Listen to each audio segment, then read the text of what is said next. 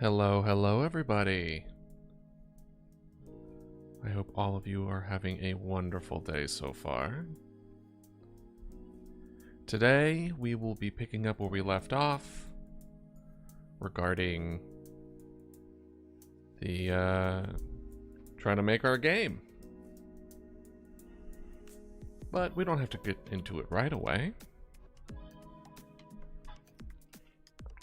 How y'all doing today? Doing pretty good, I hope. Design document. I just have some things pulled up on the side here for what we're going to come across in a bit. The main focus of today is that we're going to be making our game design document, but we want a little overview of what we've done so far. Yeah. Document for. I'll do that later. Oh, man. Got myself a nice big bottle of water bottle. Actually slept pretty decently last night, which was nice. The other day, actually. Oh, hello there, Lux. How you doing? Hopefully you're doing well.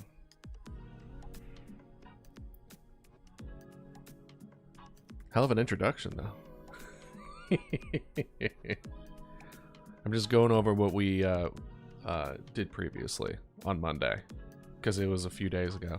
So maybe we don't remember as much, or as nearly as clear, I would say. But yeah, we have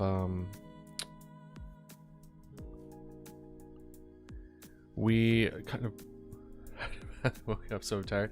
I feel that. I don't know. Like, I'm not a nap kind of guy. Napping tends to be like a one of necessity, aka I'm like sick. Otherwise, like I wake up groggy and disoriented, often overheated, and just not in a good place. So I get it. I get it. That constant where it's just like you slept too much so you feel tired, which feels the opposite of what it should be. You should feel it's like, why do I feel tired if sleeping is the problem, right?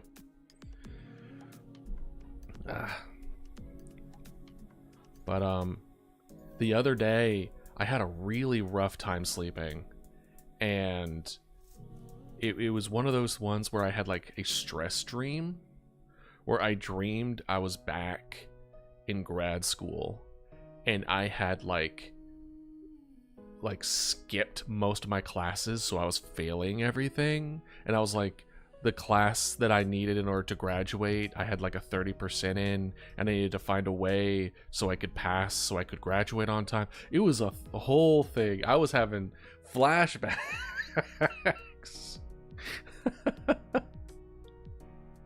Oh, thank you for the offer, Lux. You know what? Just I might maybe. We'll put a pin on that.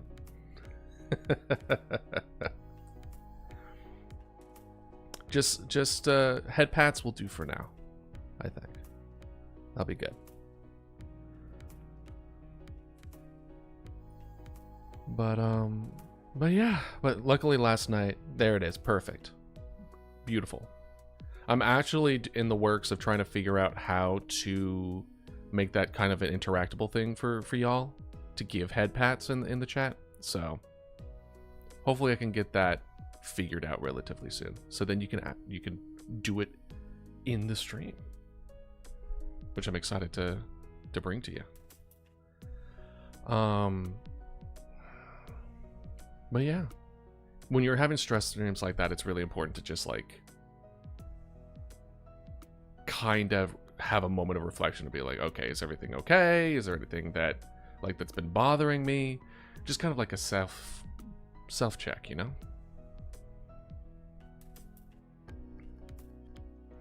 But yeah. So besides that, nothing else. I don't think anything new. I'm still getting adjusting to the new stream schedule, which is every day at 2 to 6. I don't think I missed the 8 to 12 evening streams nearly as much as I thought I would. But yeah. Yeah, I'm liking it. I have gotten the I've been watching playthroughs of Planet Crafter. So I'm getting that planet crafting itch again. So maybe I might do like a surprise stream later on this week and just be like, hey, I just want to play this game. We'll see. But I'll be sure to give you a heads up if that happens. But today is a day where we move forward with the with making this game. So we got everything to be we put every idea that I've had so far, including a recent one, and we brought it down to 4 choices. But after thinking about it for a few days, I think I'm going to move forward with Last Call. This is the one where you are a 911 operative, and essentially it's kind of like a simulator in that aspect, but as time moves forward and as you're trying to figure out as far as what emergency services each person needs as they call in, slowly these beings that are essentially pretending to be people needing help, if you send people over there or the wrong people over there, you lose that resource, and it just is slow building of attrition until finally you don't have any resources anymore, and the town is succumbed by these imposters, and the game's over.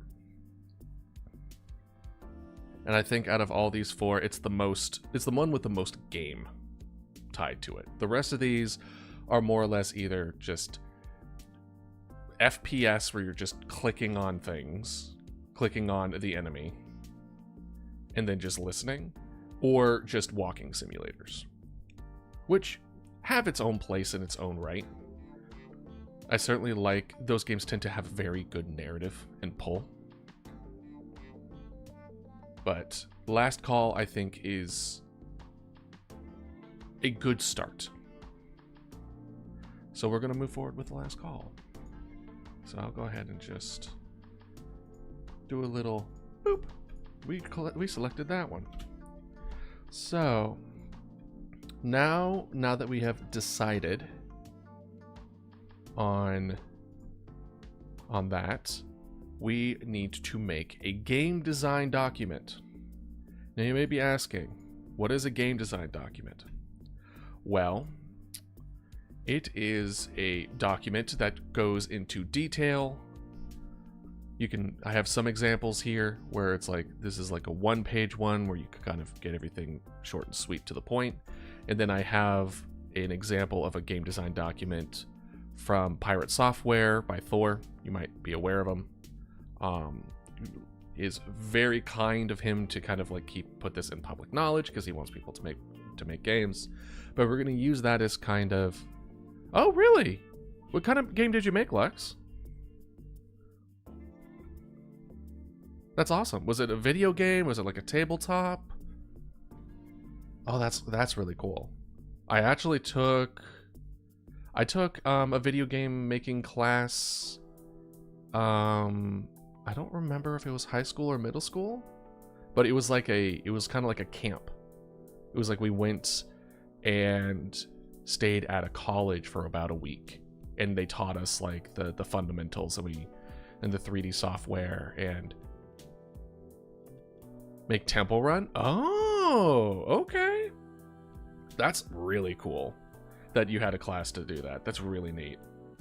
I don't remember if I ever finished the one. I know I made a couple levels in the camp that they did.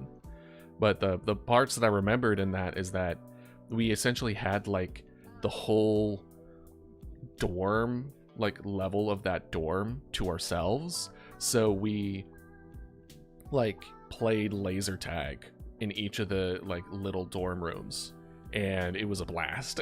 It was so much fun. It was a good time. But yeah, no, like I've kind of like half made a handful of games, but I've never fully completed it to the point of like releasing it on Steam or releasing it on Epic Games or wherever, or even like itch.io or anything like that. So I can't even say that I've made a game because I've never completed making a game, but I've attempted to make games a handful of times before. But that's not gonna happen this time. We're gonna make it all the way to the end, even if we think it's shite. We are going to finish it within hopefully the timeline that we have set. We're giving ourselves an extra month beyond our supposed deadline in hopes that would kind of offset some of it. We shall see. But we just need to make sure that we don't run into what's it called? Something creep, where you add way too much stuff and you just keep on adding more and more stuff, and then it's just forever it just never ends. Yeah. Womp womp. But yeah, so we're gonna use these as an example so that we can properly structure and we know what we're going to be making, into what capacity. And it seems that there is a timeline also tied to this, so we will be attempting to potentially make a timeline where we build things out in an orderly fashion and we know what we need to focus on when. This first week, after all, is just making sure that all of our, you can think of it as like pre-work. And in my opinion, pre-work is the best and often overlooked parts of game development. Is that when you're trying to figure things out and you want to come up with a good idea and you want to structure it in a good way, the longer you spend on prepping that idea in that game. Will I play Inscription after the recap? I'll play Inscription. I still need to install the mods. I was planning on Inscription being after we're done with after Dredge. Like the next game after Dredge would be Inscription. Yeah. Do you happen to, Lux, do you happen to know where would be a good place to get the mods for Inscription? Because that would help reduce the amount of time needed in order to like find all that. PS4, gotcha. Or you're on PS4 rather. Not that's the best place. Yeah, understandable. Yeah, that's on my list to do, and that's gonna be most likely the game after we finish up with Dredge, is to do an Inscription, modded, and have fun with that. So look forward to that.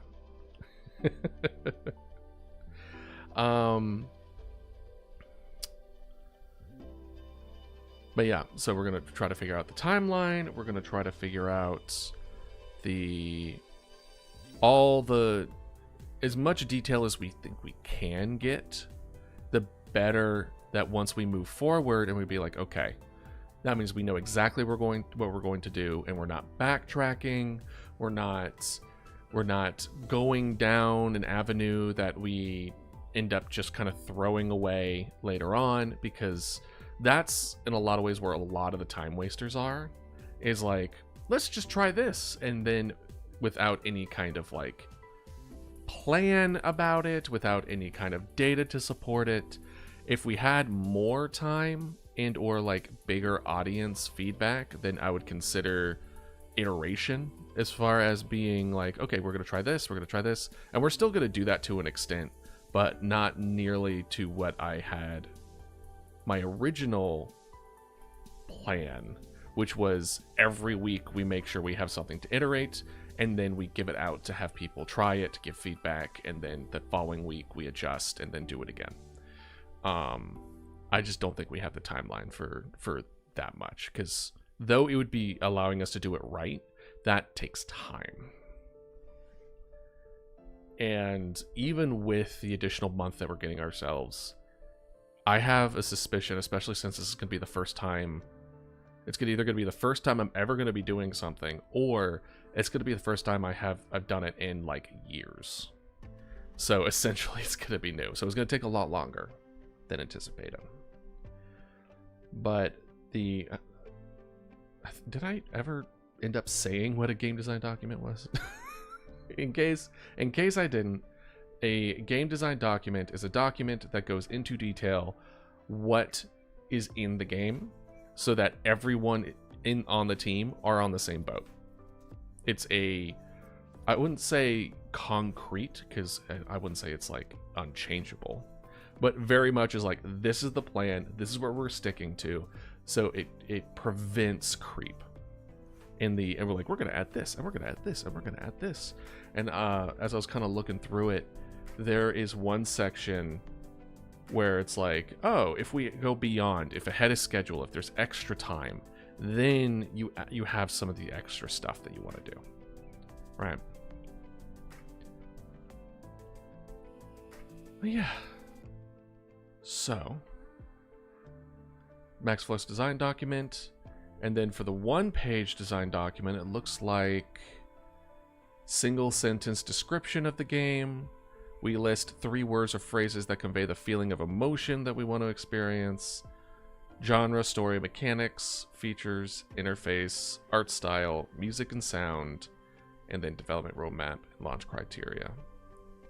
And then once we have the game design document pretty much figured out, we'll decide like what engine we want to utilize. Like there's the classic like Unity, and then Unreal Engine, and then I think Godot's also like getting up there now.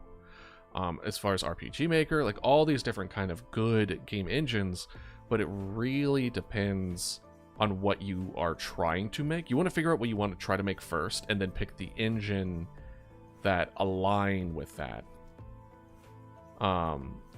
That specialize in that. So if we move forward with like, oh, I want very realistic graphics, then I'll probably be a lot more likely to go with Unreal Engine versus something like Godot. But I don't think we're necessarily going to go about that, because I believe we're just going to be looking at a computer screen, but we'll get there. And then okay, so let's go ahead. How should we go about this? I'm gonna be shifting you around. Can I? Oh, I cannot. I was hoping to like split it half and half, where we see the document on the left side and then see the window on the right. Hold on, let's see here. Maybe if I do that. Oh, for what was the name of it? Last Call.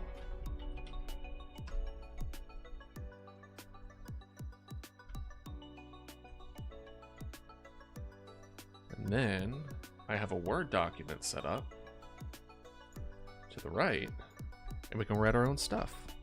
So let's go ahead and switch you over to this.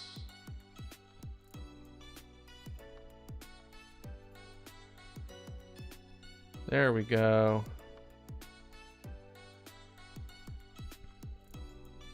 Look at that. Look at me figuring out OBS.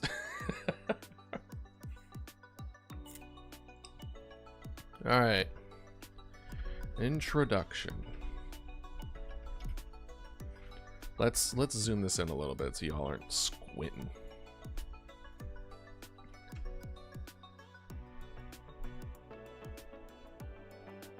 Looks like it's just, they made it very, very simple. I probably won't do it in the same way, but that's okay. We're just doing this off of the backbone. So the introduction of the game is you are a 911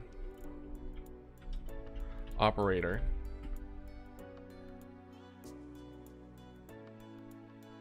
We need to figure out a reason why you can't move. But do you need a reason why you can't move? Let's see. Who cannot leave. Maybe we don't specify that. Yeah. I have a tendency to overthink, so I apologize. So you are a 911 operator working in a small town. As the night progresses, the call, there ends up being calls from, I'm going to put people in quotations, from people who act strangely, and if resources are allocated to their location, it is lost. No. That might be something that we discuss later. Operating, working in a small town where the night becomes progressively dire as emergency personnel start to go missing, eventually leading to no one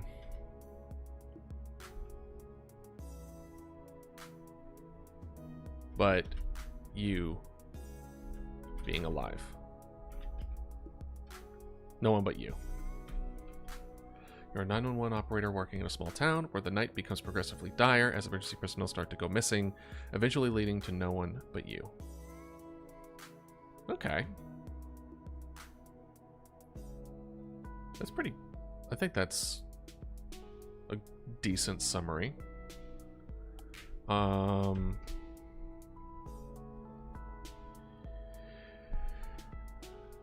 That's the... Game summary, inspiration, player experience. Let's check this one. Game identity and mantra. I feel like that's a decent one. What, you don't like no one but you?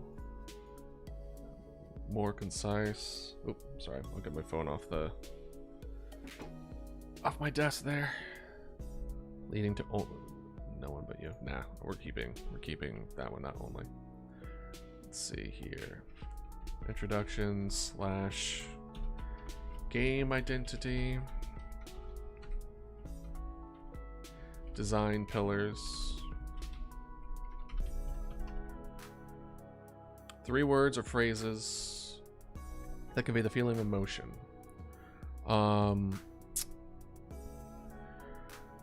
The first feeling I want people to feel is fulfilling the desire to help. So I would like it if, like, you have more resources than you would know what to deal with. Like, you have a lot of resources in the beginning. Like, you'll need to maybe send out 3 police cars and maybe 4 emergency vehicles. But, like, you have, like, 6 of each. So you're just like, cool, we have things on standby. And then, like, something happens, and then you start losing them. And you don't know why. So then it's the feeling of confusion and anxiety with reduction of resources. Of what is happening. Yeah, let's separate that. Feeling a confusion as far as what is happening and the desire to figure out the problem. The cause. There we go. The cause. And then anxiety with reduction of resources. And the increase of stress in a situation that becomes more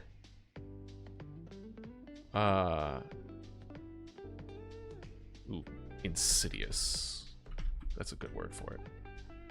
A slow progression of negativity.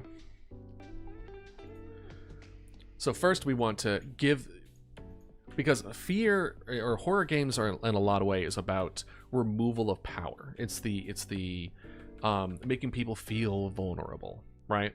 And I am a huge fan of, if you really want that to hit, you really want to make them feel empowered and then take that away. Not immediately, because that's frustrating, right? But gradually, we're just like, cool. It's like you have so many resources, you're so good, you don't even really need to pay attention as far as where you send things out. They get complacent. As those with many more resources than they know what they need to do with tend to do. That's just human nature, right? It's why people tend to adjust their way of living when they have more, as they get more and more money. They don't stay at that particular way of life. They tend to adjust accordingly, and then suddenly you're living a lifestyle that is just way outside of your means because the gains were temporary.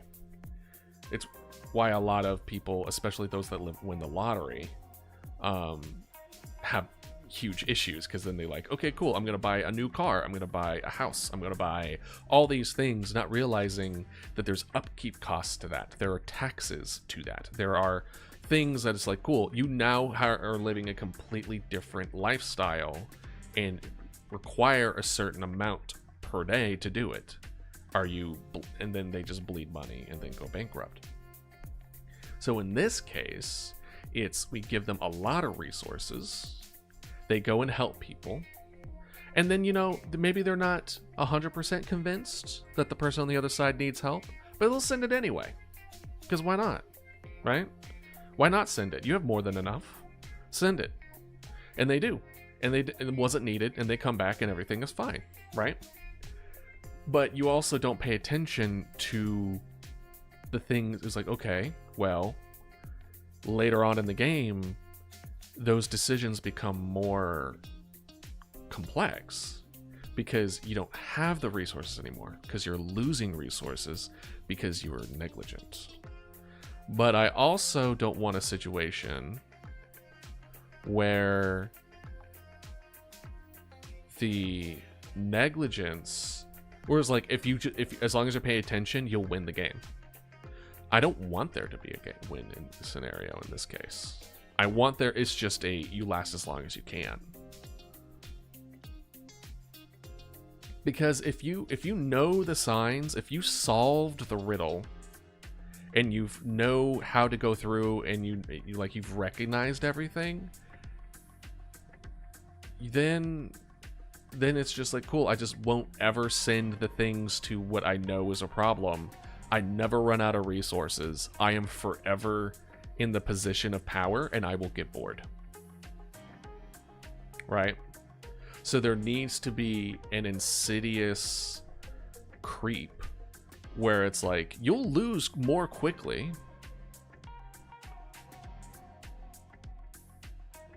You'll lose more quickly if you make a mistake. But even if when you don't make mistakes, it will still get worse. And there's a certain level of lesson in that, where it's like you can do everything right and things can still go wrong. But I think also maybe some people would find that also boring in the sense of like, oh, it doesn't matter what I do, I'm still going to lose. Which is why I want there to be the feeling of like, it's not about not losing, it's about surviving the longest. So we want to implement something, maybe like a leaderboard, maybe, perhaps. That seems like an extra thing. That doesn't seem like a core thing. And how we know between an extra and a core is we are currently trying to make an MVP, which is not the most, or, you know, it's not the, it means minimal viable product. What is the least that we can do that would still do the thing that we'd want to do? And by that, it could literally just be a bunch of squares on a screen. And you click the squares. We have little texts saying like, that says like, needs help. Does it need help? Imposter. On the screen. And then just design that. That would be minimum viable product. And then we would test that gameplay loop and then see how it feels for people to play. And they're like, hey, this feels pretty good. Or, hey, this is really frustrating. And we tune it with feedback to determine, okay, so do we want to give them 6 in the beginning of each? Or does it take too long and they get bored before the resources run out? So we roll it down to 5. Or maybe 6 is too little and they run out really quickly and they get frustrated. So that's where the feedback's really important, in that's where the complexity of this game, of our 4 options, this is the only game that has that level of we need the feedback. Because the other ones were much more like, that's why walking sims are popular as far as making, because it requires less back and forth in order to make well.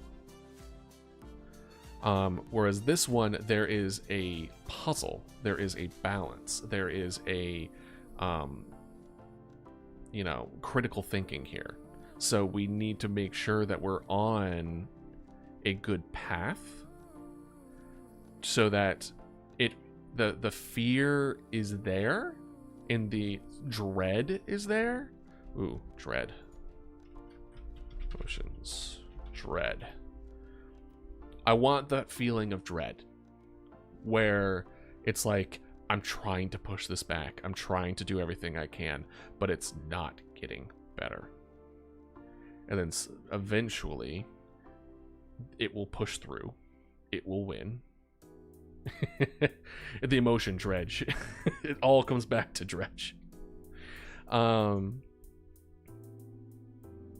no, it's that feeling of you do everything you can and it just isn't enough.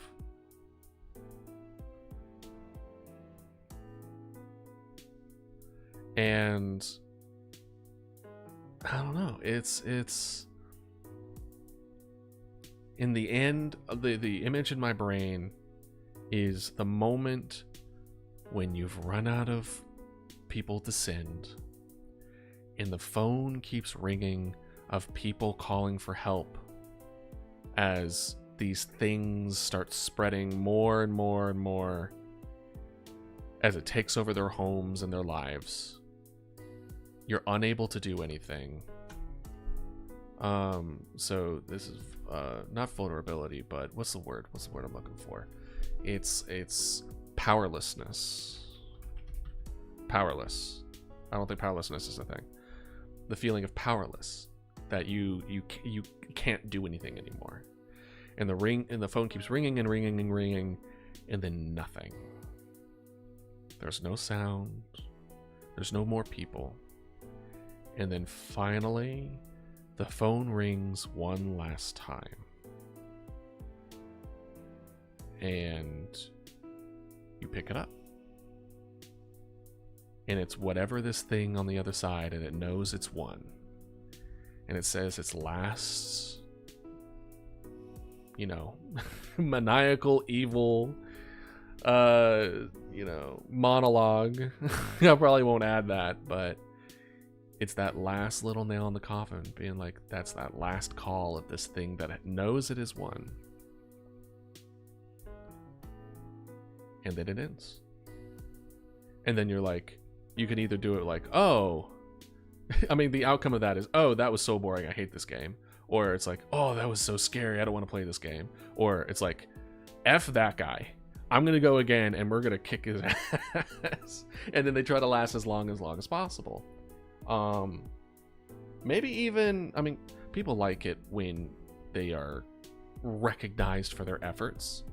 One of the things that we may add is like, if we have time, it's not necessarily a minimal viable product, but something we can add on to it if need be, is like, depending on how long they last, that last call will be different. Like, you've lasted longer than I thought you would, or something, right?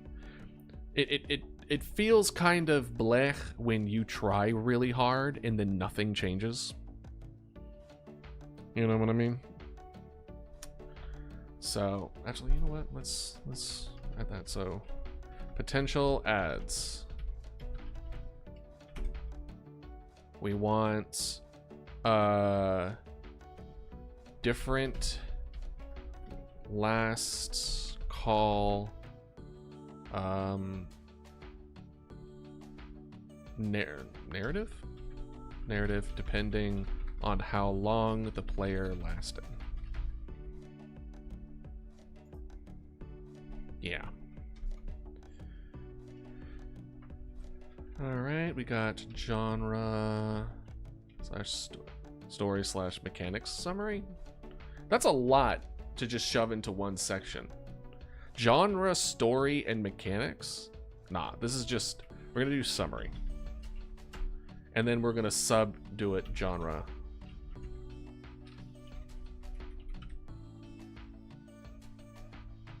We're gonna do that. Genre, horror slash puzzle? Would we classify this as puzzle? Let's Google, right? 911 operator, not jobs, simulator.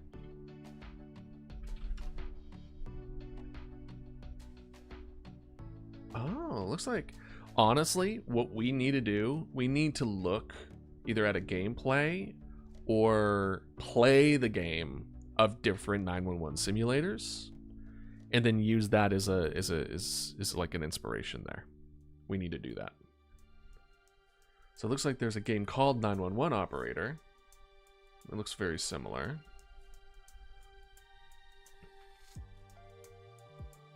Strategy. That's a good bet. That's a better way. It's not puzzle, it's strategy. It is a horror strategy game where you are trying your best to fight off this insidious threat and eventually lose. Okay, it looks like it's just... Oh, there's also 112 Operator. I guess that's Europe? Question mark. Okay. It's pretty much just 911 Operator for the most part. I'm not seeing a whole lot of others. Let's see here. If I go to this, not Twitch, 911.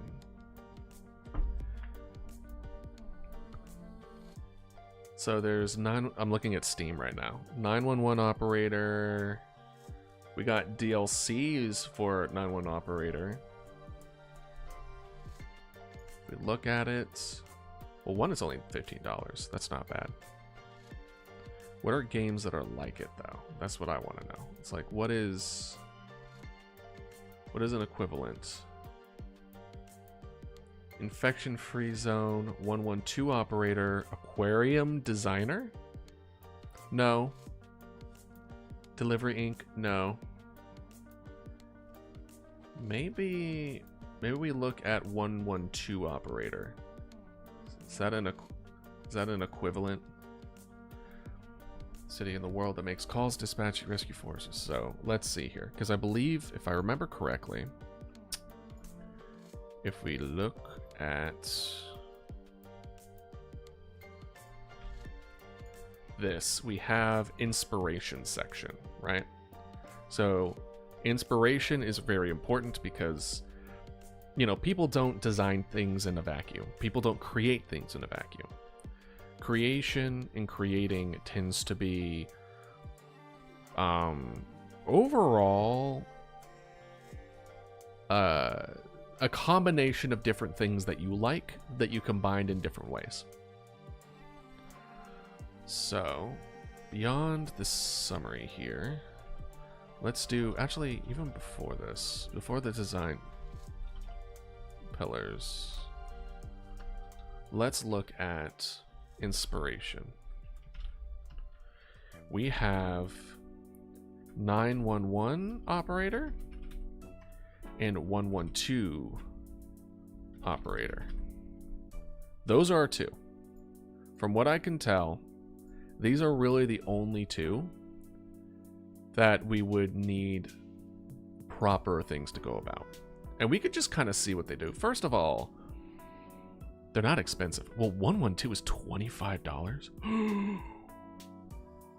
With all the DLCs and everything with it, it's like $50. Buy the operator's pack. Buy this bundle to save 50% on all 20 items. And it's all the 911 operators and the 112 operators, all from the same guy, is $170. We're not doing that. We're not gonna do that. Oh, okay. So it looks like the developer is Jutsu Games.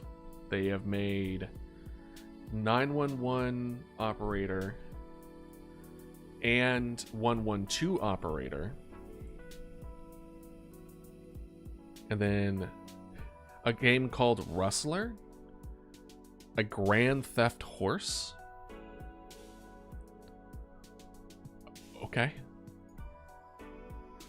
Let's look at the publisher. Okay, so publisher looks like it is a publisher of operators, maybe? No, there's a lot of these that aren't operators. It kinda has the same feel overall, but let me look at Infection Free Zone, because that's another one that they're kind of like attempting to be kind of similar in a way. I think we're getting sidetracked. I don't think Infection Zone. That's just a zombie game. I mean, and then just you're trying to allocate resources accordingly. I mean, essentially that's what this game is, right? It's a resource allocation game, which, you know, I'm a fan of.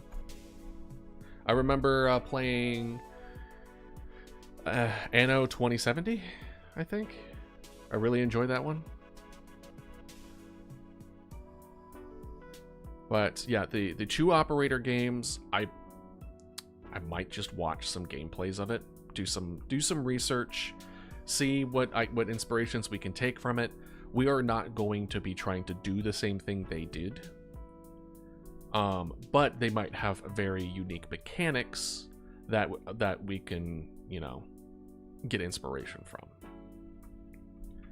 Because as far as I know, it's literally just like, oh, one person calls, you send it over there. But as far as like the math and the making sure that it's like, okay, well, how do we determine where we send one person to, or what needs they make, or the false calls? Like, we don't know like the math behind it. So especially if it's one where it's like they're both relatively successful, and because they're relatively successful, they found a good like balance there. So 911 operator and 112 operator.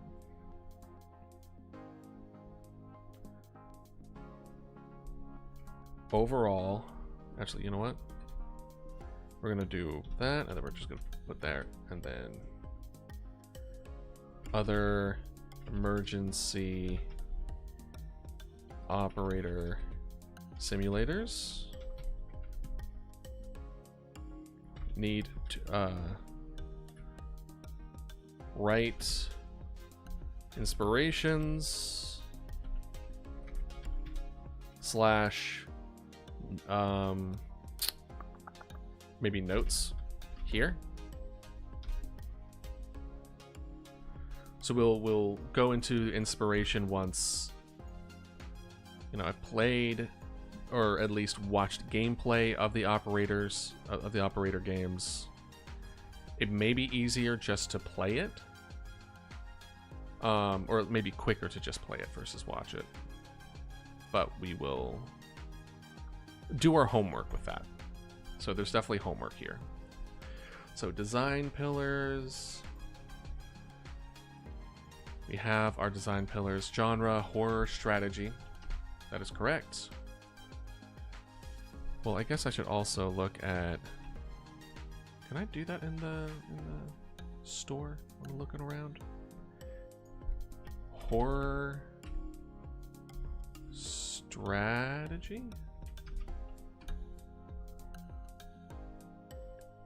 Horror strategy. Oh.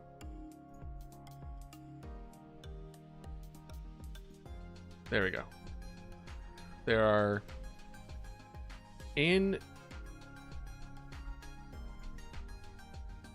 on Steam, if I were to narrow the tag by horror and strategy, there is 1,700 games with those two tags. And it looks like there's a handful, including Inscription. Hell yeah. But like Darkest Dungeon counts, Dead by Daylight counts, the Aliens game that came out last year. That was last year? Jesus. I feel like that was this year. That's crazy. Yeah. Not necessarily the kind of niche. We're not in the Darkest Dungeon niche, right? We're not in the 7 Days to Die Dead by Daylight niche. They have other things involved. Certainly we're not doing a we're not doing co-op. That's a whole other bag of worms that we're going to need more than 3 months to figure out. So genre, horror, strategy, I feel like is fine. Story. Actually, you know what? We're going to do boop. There we go. That's I like that. That looked better. Story.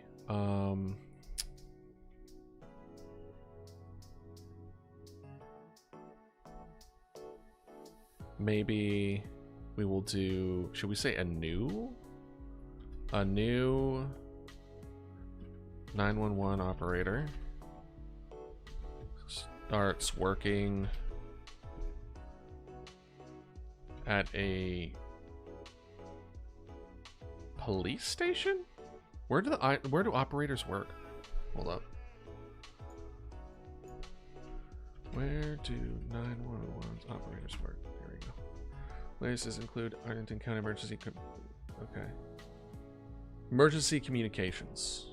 At a emergency communications building. I mean, facility in a small town. Because the reason I want to preface it with new is because there needs to be some sort of onboarding, right? A person who has worked there for 10 years, it would make little sense for the game to be like, okay, this is how you send a truck here. This is how you send a police car here. Like, it would make no sense, and it would feel kind of hand-holdy. I'd much rather it be a kind of like, oh, here's like a not really virtual experience, but like a fake call with a fake experience, and then have the person do it, and then like, cool, all right, now these are real, and then they move forward with it. a training, right? They'll have like a training period, which is fine. I don't think I'm gonna have. I don't think I'm gonna follow the whole Friday Nights at Freddy's where it's like multiple days thing. I think it makes more sense to me that it happens all in one night.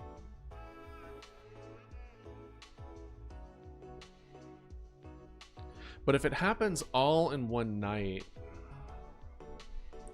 doesn't that technically mean that there is a time limit? Which is essentially 8 hours, depending on the year. Or assuming, well, that's also under the assumption that this isn't happening during the day either, I suppose. In my brain space, all this happened at night. What we could do is have like evening. So the beginning is like in the day when the sun is starting to go down. And then as the night progresses, things just get worse and worse and worse. We could do that. Plus that has some symbolism to it. Yeah. The small town, the shift. Hold on.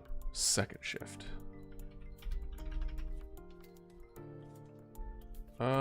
Second shift.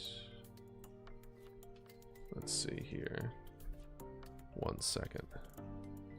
I'm gonna log out of my account here. Just in case. There you go. I don't think it really mattered a whole lot. Second shift.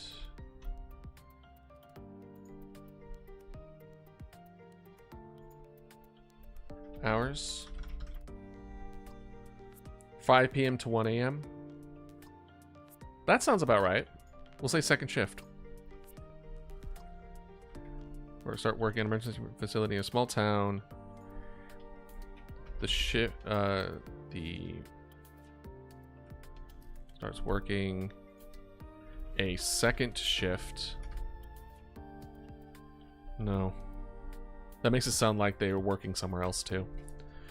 The shift begins in the evening, second shift, and progresses through the night. We're gonna go under the assumption that essentially it's like a 12-hour shift, right? That's not unheard of. So it's essentially like 6 p.m. to 6 a.m.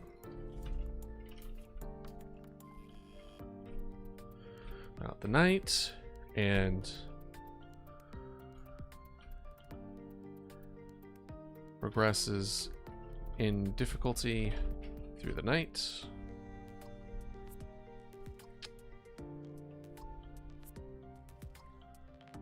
After a brief training, expedited training. I'll say expedited because most trainings tend to, at least in my experience, of course I haven't worked in an emergency facility.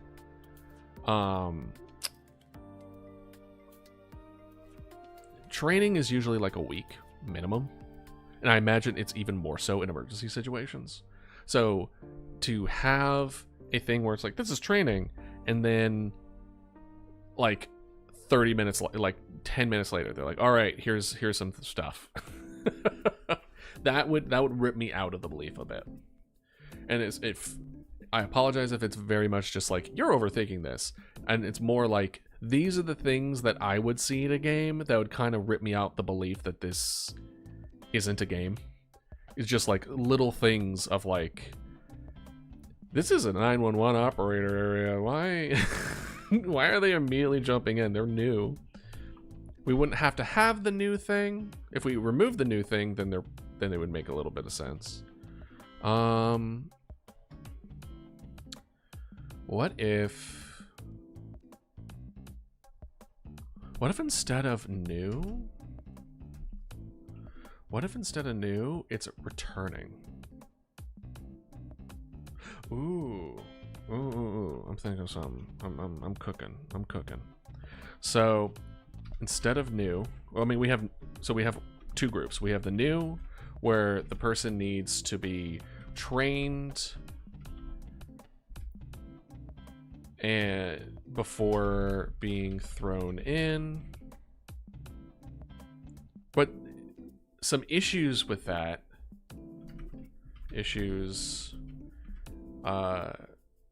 Fast training makes less sense. Often supervised until deemed ready. Potential solutions is that low on capacity, meaning there just isn't enough people to watch over / needs them working ASAP, which is true, right? That's a thing that happens a lot. If there isn't enough people to go around and they're like, bro, we need you there, right? But what if instead of a new person, we did returning? A person who worked there, didn't for a period of time, then came back. Then what that would mean was that they would need a quick follow-up to make sure that they remember what to do. Sure, they remember. And then they are left alone. Right? If you have someone who's worked there for a while, plus then, like, that leaves a little bit more interest there, where it's like, how do they know each other? Is there relationships between the main character and the people who work there? Is there anything that we can go off of that? And I know we touched on it before, where it was like, I'm probably overthinking it, where it's like, what if you don't have to move? What if they're bound to a wheelchair? What if they got into an accident? So they can't move because they literally can't move.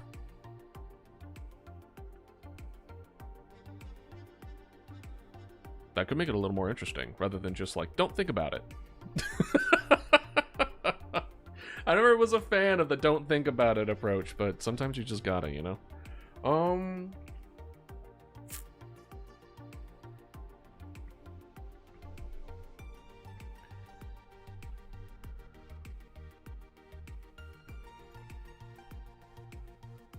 Let's see.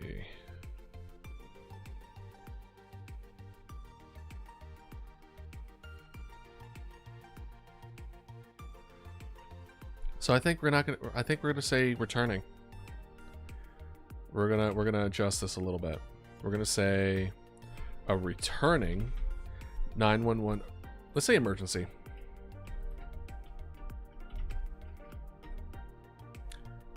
We could, because if we do 911, then we'll know. Then it's like, oh, it's the United States, right?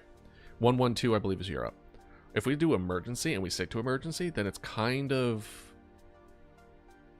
then it may be a little more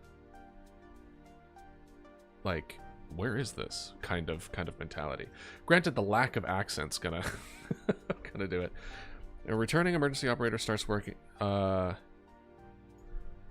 Comes back to work after an accident at an emergency communication facility in a small town. The shift begins in the evening and progresses difficulty throughout the night. After a brief expedited training, essentially a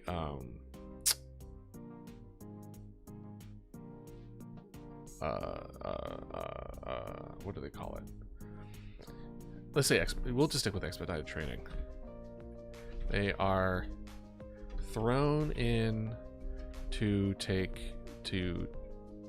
answer emergency calls and send the appropriate emergency vehicles. Right?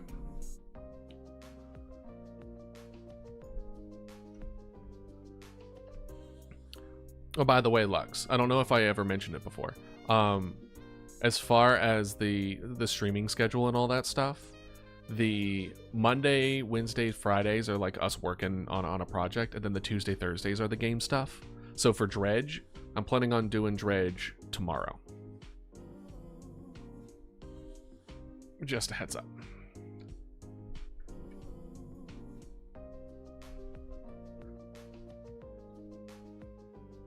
After a brief expedited training, they are thrown in answer emergency calls and send appropriate emergency vehicles. And there will not be a stream Friday because I have guests coming over.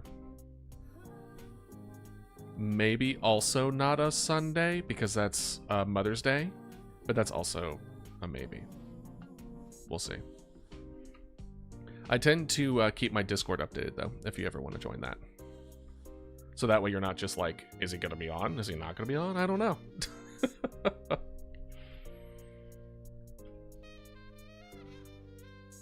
After training, they are thrown into the answer emergency calls and send... Here, I'll send a link to you. It's usually... It's in the social thing in here, but... You know what? I don't see why not. I don't see why I can't just say it right now. There you go. All for you.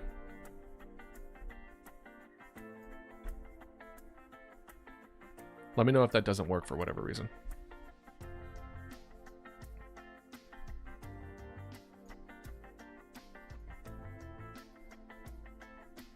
And then got that. Send the appropriate emergency vehicles. Now we need to discuss, or I would like to go over real quick. Let's see here. Features, art style. Let's start on the mechanics. We'll do vehicles. Because we need to say which vehicles there are, right? So there tends to be 3, usually. Right? There is police. There is ambulance. And there are firemen? Men?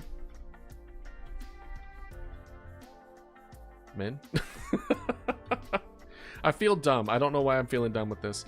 It's when you overthink things that ends up causing that habit. Police, ambulance, firemen. I don't think... Let's see here. List of emergency vehicles. Ambulances, police, fire trucks. There you go. And auxiliary fire vehicles. What's an auxiliary fire vehicle?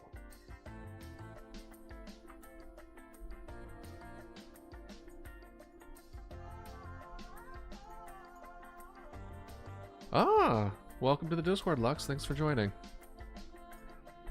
I usually at everybody whenever I stream, so that way you will always know. What's an auxiliary firing vehicle? What is an auxiliary fire vehicle?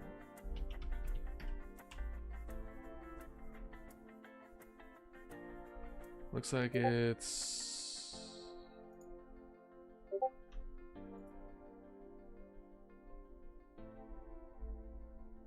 Wait, I need to make sure I got a wave. I got a wave to my boy Lux real quick. I like it's random. That's funny. Anyway. Auxiliary fire resource. Roles supplement the work of brigades forming part of the UK planned. Okay, so the reason I haven't heard it is because it looks like it's a UK thing. You know, organization. I could tell it's UK because the organization is spelled with an S instead of a Z. That might be just all of Europe, and I'm just being... Vehicles operated their own fire stations with commanded section office. So essentially it's just like a secondary fire truck, fireplace. Not fireplace, but fireman thing. Okay. Alright, nothing but I thought like there might have been like support vehicles for fire trucks or something like that, and I'm just like, ooh, I've never heard of that before. So we got police, ambulance, fire trucks.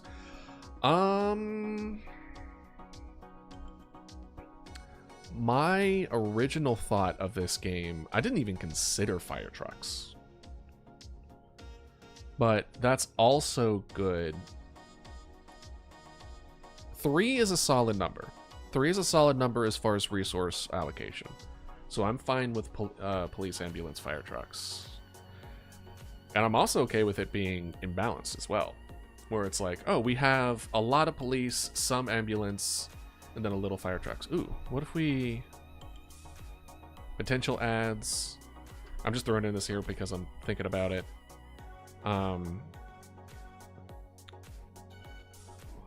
What if player can choose how much resources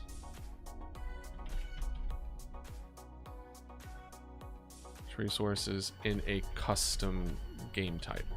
And by that, I'm thinking kind of similar to, like, you know, in the later Finance of Freddy's games, where you can kind of, there's like a mode where you can kind of turn the difficulty of each individual person you come across, and then make your own mode of that. Maybe something similar to that, where you just kind of like make your own thing. But that's a potential ad. That's not a, we're definitely not at that base. Base, nah. This is one of those games where I want people to enjoy playing it for the first time. I want people to enjoy watching people play it. So, I mean, that's one of the things that, you know, people didn't have to consider in the past. In that is like, is it enjoyable to watch? Because it's like, we have streamers, we have content creators, we have people on YouTube, we have Twitch, we have all like shorts. Like, how many, like, you want a thing where it's enjoyable to watch, it's enjoyable to play, and preferably a game where you, after watching it, still want to get the game, right? Because if it doesn't fulfill all 3 of those, it's probably going to fall short in one way, shape, or form. If you make it enjoyable to play but not watch, then like streamers and content creators won't want to use it because they'll just play it on their off time. They won't help stream it because when they stream it, that's essentially, I'm gonna put quotations, free marketing, right? But if it's fun to watch and not play, then people are gonna watch the streamer play it, but one, less streamers will play it because it's not enjoyable to play, and also there'll be less people buying it because they're like, oh, this looks fun, and then they play it and they're like, never mind. First of all, if it's not enjoyable to play, the your ratings, your Steam like ratings, whatever, will go down, right? It will be mixed. It will not be positive, and you really, I think, if I remember correctly, you really want that score to be up. Plus, making a game that's not enjoyable to play, like, what the hell are you doing? Like, what are you doing? Then you have the third option where it's like, oh, it's fun to play, and oh, it's fun to watch. But then it's, once you've watched it, then you won't play it. So the scores could be high. People are streaming it. People are who are making content about it. Everything should be going well, and then suddenly your sales are not high, and you're like, why is that? Or at least the percentage of people, because there's like a ratio, right? As far as people who watch the game then want to buy the game. That's kind of like the whole, what do they call it? It's a specific term with marketing, because like you can outreach make yourself known to every single person on the planet, but there's only a certain percentage of those people that will actually buy the thing that you put in front of them, right? It's kind of like a funnel. So it's not like, oh, I'm going to reach out to 100 people, so I'm going to sell 100 games. That's not how that works. It's like, oh, I'm going to reach out to like 10,000 people, and maybe like 10 people will buy the game, or 100 people are going to buy the game.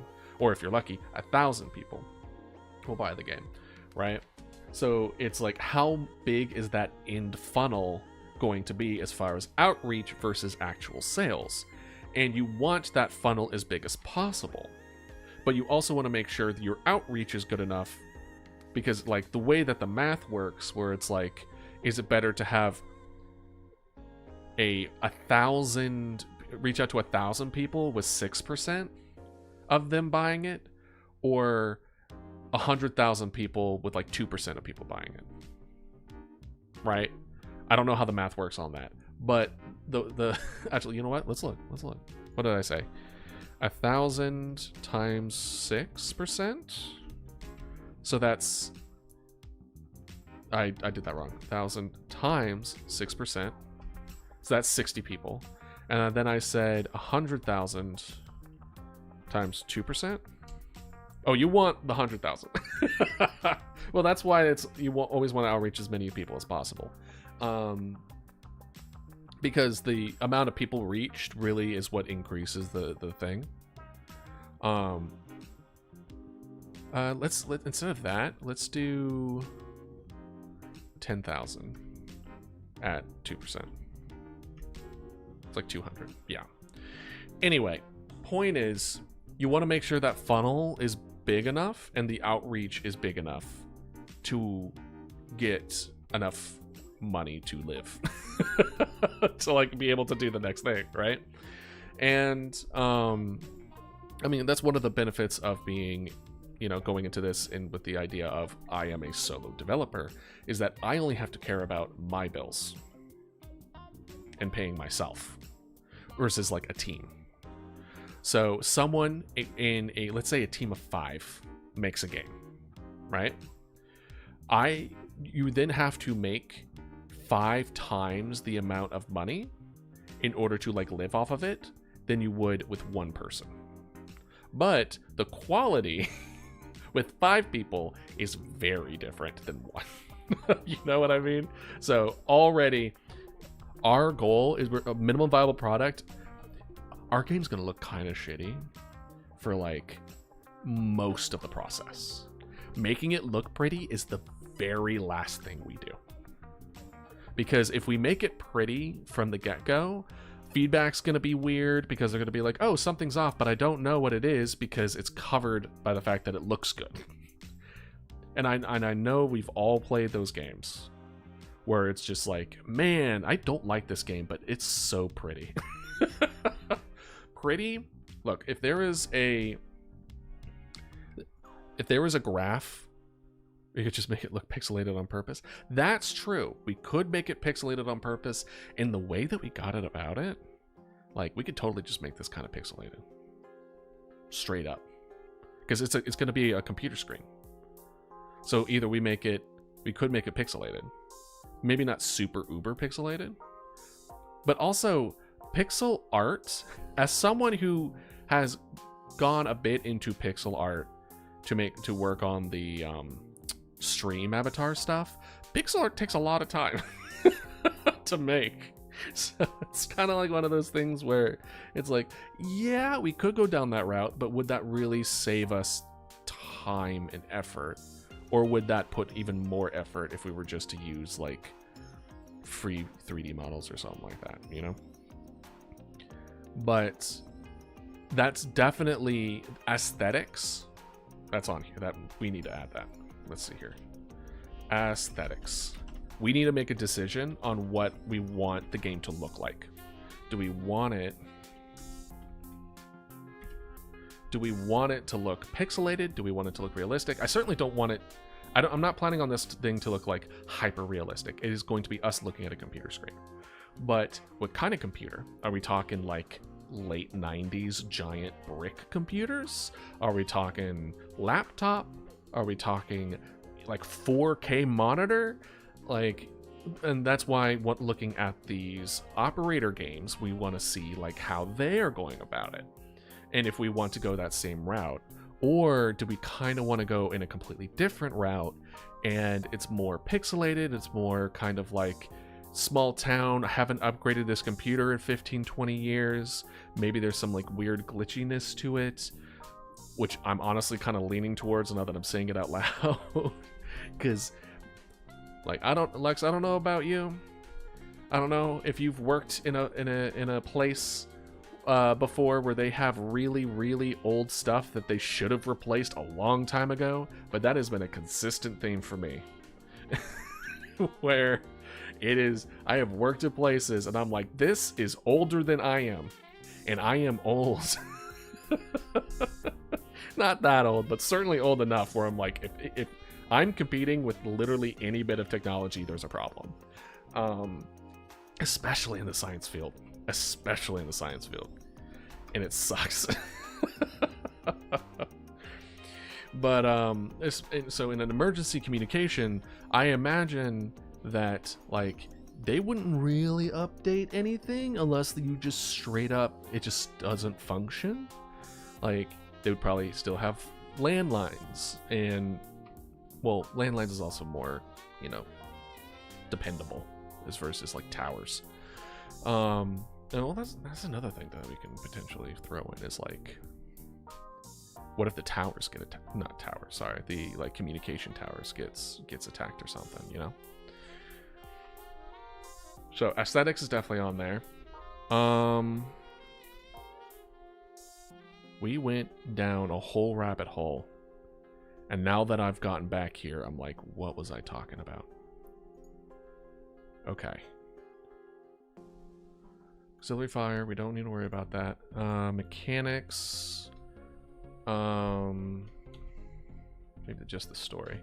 Brief expedition train that's thrown in to answer emergency calls and send appropriate emergency vehicles.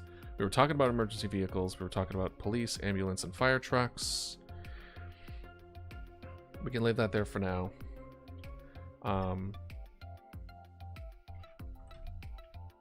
There is, as calls come in, there are some where sending emergency vehicles is not needed. Mechanics, different types of calls, and we will split this up to send support, don't send support, and then imposter.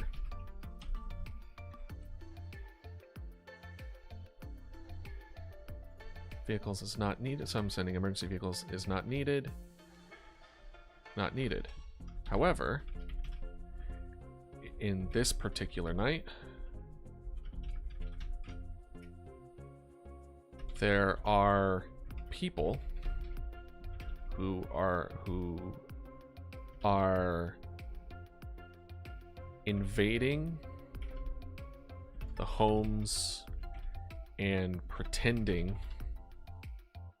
to need help to attack / kill the emergency responders.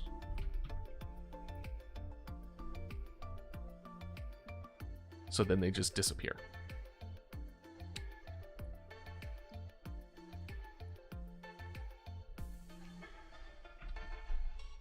There are, you know what, we're gonna say imposters. And I'm doing everything I can to just not think about a particular game dealing with imposters right now. Because I'm just like, damn it. It's ruined the word for me, man. I'm just trying to... No, I refuse, not again. Yes, Among Us. Sus. But I wanted to avoid the word mimic.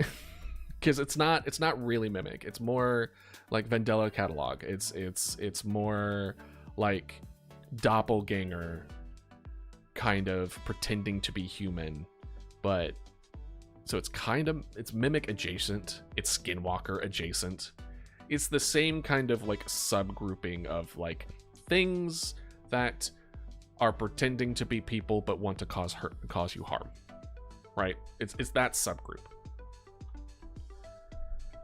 So we'll say imposters for now. So imposters will continue to spread across the town. How would you fight it? I think it would be interesting if you... All right, let's kind of write this out a little bit, right?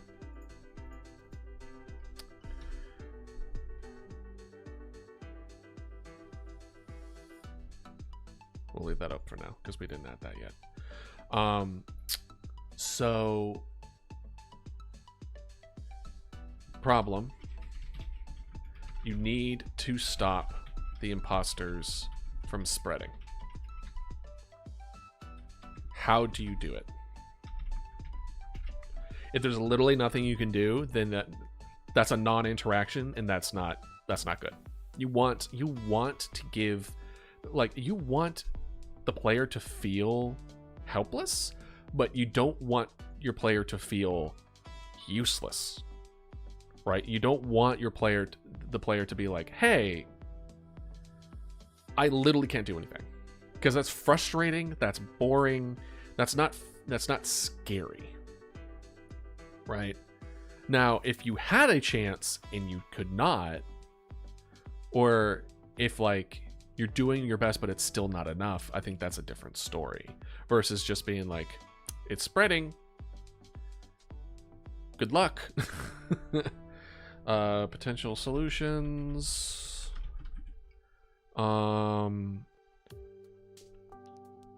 What if we tie it to the emergency calls? Certain types of emergency calls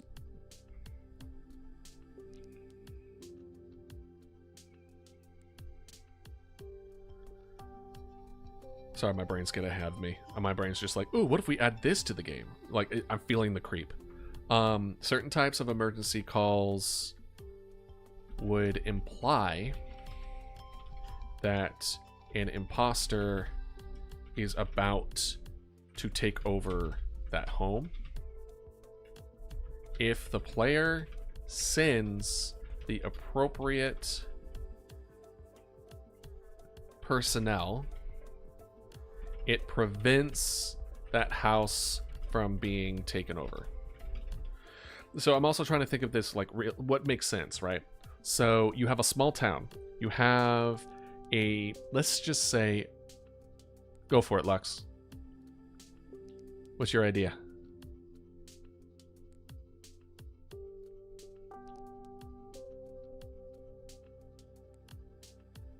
Send the police if it's an imposter. That's what I was thinking. That's what I was thinking. Where it's like you send the police if it's an imposter, but you don't want to send the police if the imposter's already in there. At least from like, I'm taking a good amount of experience from the things that I've mentioned before as far as Mandela catalog and stuff. If the police goes into a home thinking it's a normal person, they get ambushed and they die, right? But if the police gets in there knowing that they're being attacked, then they're able to properly go in with the right state of mind and they're able to live. So if the player sends the appropriate personnel, aka it could be just like, yeah, like for whatever reason my dog's freaking out or whatever, right? And then you're like, okay, cool, we'll send over maybe Pet, like the game That's Not My Neighbor. Kind of, I haven't seen enough gameplay of That's Not My Neighbor. Isn't that like Papers, Please, but it's like a little off? But it's similar to that. It's similar to like recognizing that something's a little weird. Except it's going to be a lot more audio and less visual. Fire trucks. What if we also added... let's do, hold on. Potential pet control. And let's say like, oh, my dog's freaking out. And they're like, cool, we'll send pet control over. And then you also send a policeman.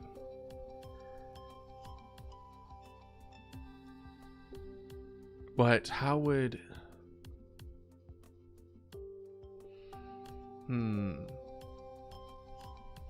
Because I'm also thinking it through, right? So we want that the policeman to be given a heads up that the person there may not be a person, but it's going to be really hard to tell. So what if we add a situation where the player is able to flag a situation as an imposter situation, in which when the police get there, they kill on sight? And you better be right, because if you're not, then innocent people die. Which is bad, but I don't know how that would negatively impact... I don't know how that would negatively impact the progression of the game.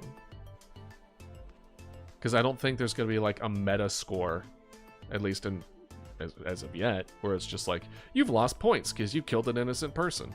You know? It's like, how would you know?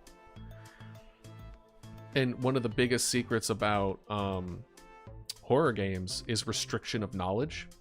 You want the player not to know. You want to hide things. And that's one of the benefits and one of the reasons why horror games are so good for like people who are just starting out or people with small teams and stuff like that. Because one of my favorite things about horror games is a lot of the design is part of what you don't show or what you don't make in a game. They emphasize the empty space more than any other genre that I know. And I love it. So it's like the lack of knowing is part of the design. So good.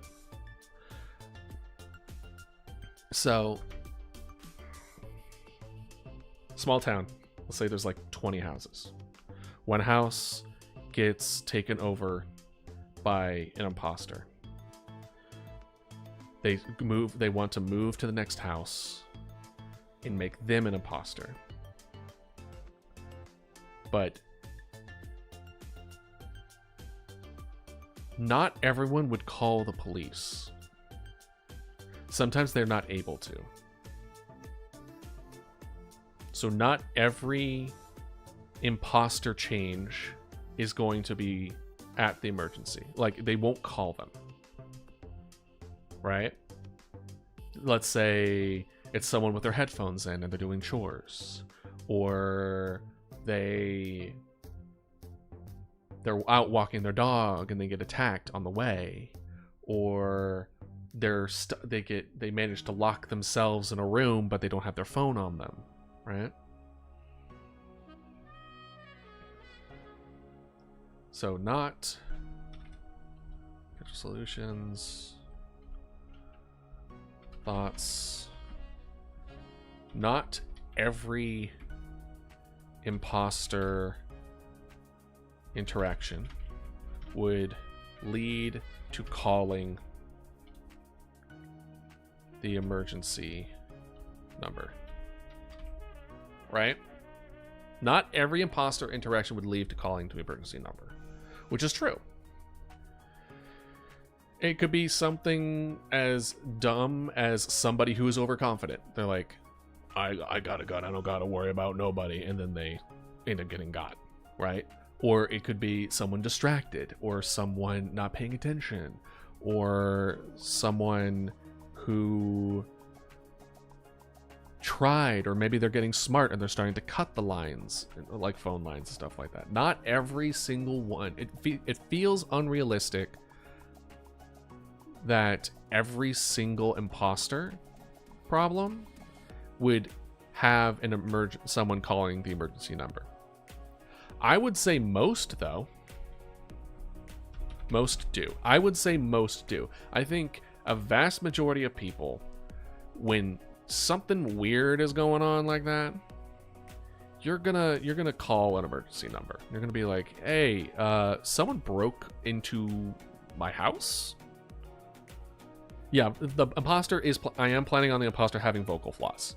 They're either gonna say something that's a little weird. Like, I'm gonna go, where it's just like, I'm gonna go drink a cup of coffee, and it's like 11 o'clock at night. Or they're gonna have like weird pitches to their voice. Like, there's gonna be some kind of flaw, usually, and you can kind of flag them that way. Which is why I don't want the solution to be like super straightforward, because then it'll make the game way too easy. Because as soon as you recognize all the potentials of what it could be, then the game is like, okay, well, now the imposters literally can't move forward. I want it to be slowed. I don't want it to be stopped. Which is why I'm kind of liking the idea. It's like, not all of them will call them. And that also means that, like, because there's a handful of other critical thinking things that you can do as the player to help keep track of all the things. So it's like, oh, if we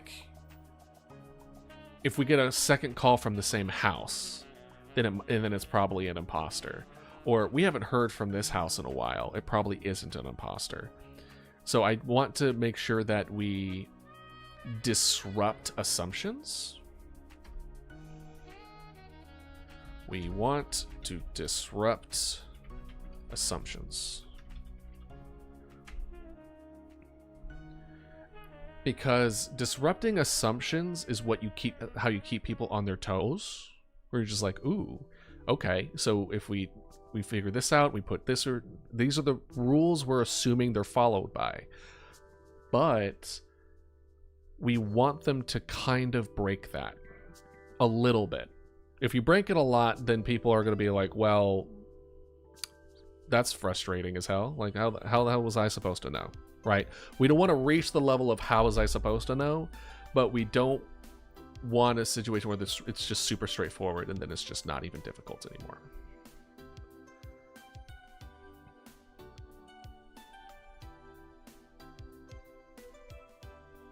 But yeah, flaws in both either reasoning, let's see here.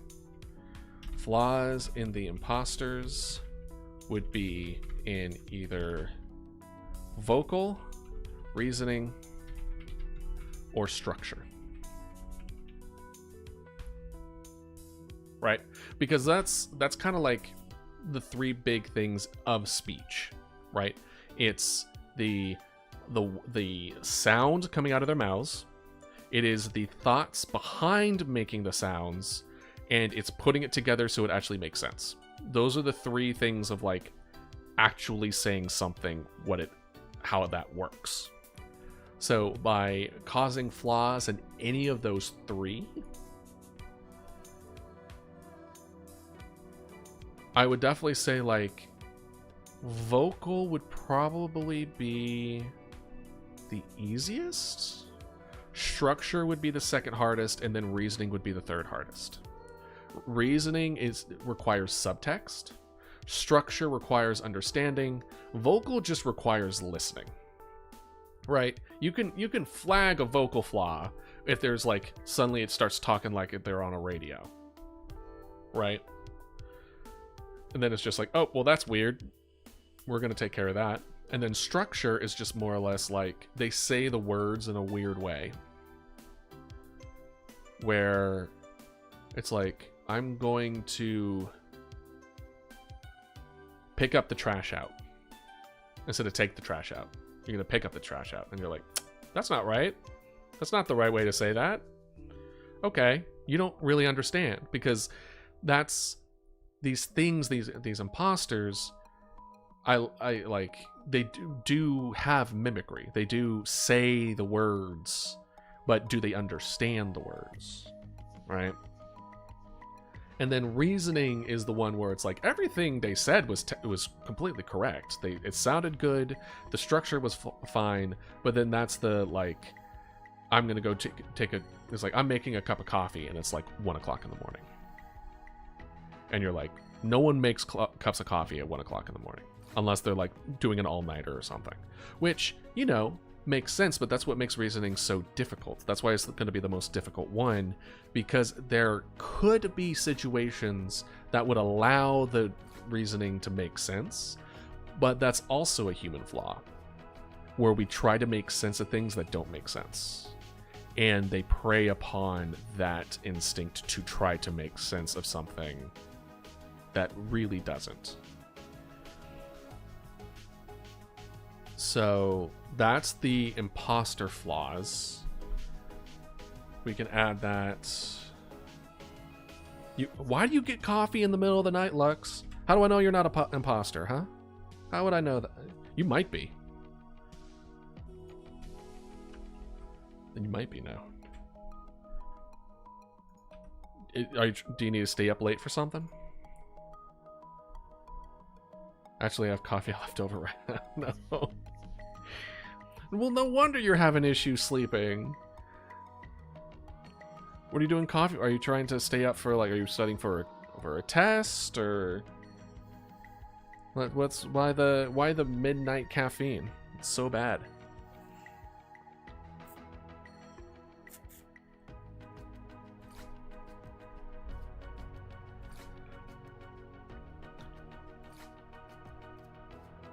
Flaws in the imposters would be either vocal reasoning or sentence structure. I have instant coffee and hot chocolate maker by my bed. Why? Why would you? Why? I still don't know why, Lux. Doesn't matter. That's even worse that it's easily accessible, so I can have coffee. Yes, but like, why in the middle of the night? When you shoot, is that when you sleep? Do you sleep in the middle of the night, or do you sleep during the day? Because because I want coffee. Is it at least decaf? Is it at least decaf coffee? I'm really hoping it. Oh, Lux, that's so bad. You know, and you know it. You know that's bad. It stays in your system for so long. Even if you were to get it like 8 hours, 6 to 8 hours before, it's still in your system, man. It's no wonder you're not sleeping well. So you would be flagged as an imposter in this game. From what I understand, I would have flagged you 100%. French vanilla flavored cappuccino. You want to know something, Lux? I don't drink coffee. I drink 0 coffee. I function without caffeine. I understand I'm a freak. I know I'm the weird one here. But I don't like coffee. I just don't.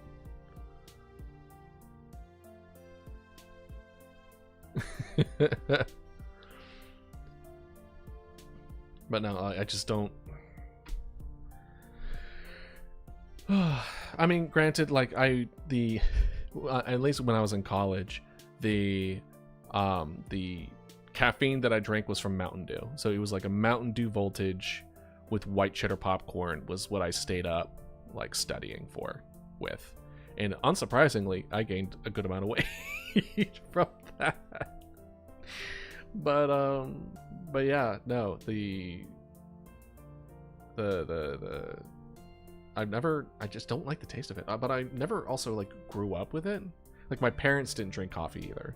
So maybe that also kind of like helped not have that like in my brain like early, where it's just like, oh, people drink coffee in the mornings.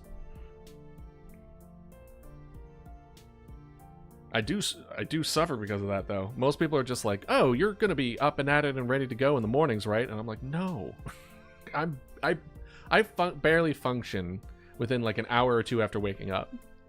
It would make sense if I just drink coffee, but no, nah.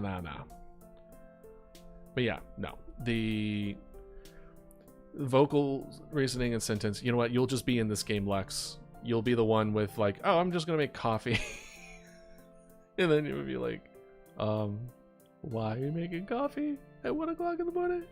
It's like, because I want to. It's like, police are on their way.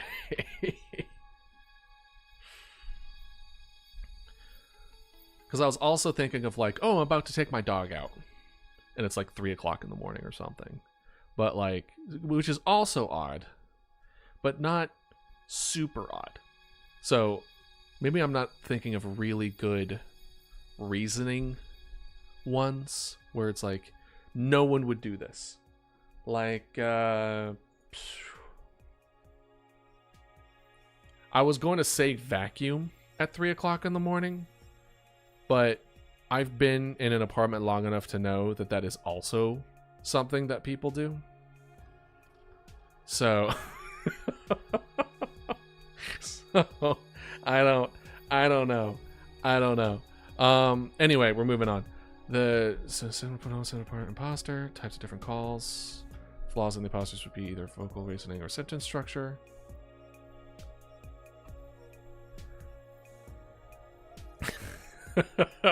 So listen, sometimes my neighbor has a drum set. I'm not kidding. My downstairs neighbor has a drum set that he plays at like odd hours. I don't understand it. I don't know how I managed to get stuck with a neighbor that has a drum set that plays at 3 o'clock in the morning, but he does do it. And luckily he doesn't do it like often. He kind of like does his own. I don't know if he just doesn't stay in his apartment for long periods of time or something, but like it'll happen for like a couple days in a row and then nothing for like a month. So I have no idea. But if sometimes when I'm streaming, you might be able to hear it. I think the sound gate keeps it from y'all hearing it, but like sometimes I'll be streaming and he'll be on the drums, which is crazy to me. Anyways, we're going. Okay. Imposters will come to spread across town. Oh, we can do spread across town. And the operator will need to make the correct decisions in saving as many people as they can while reducing the spread of imposters. We're going to capitalize imposters as much as possible.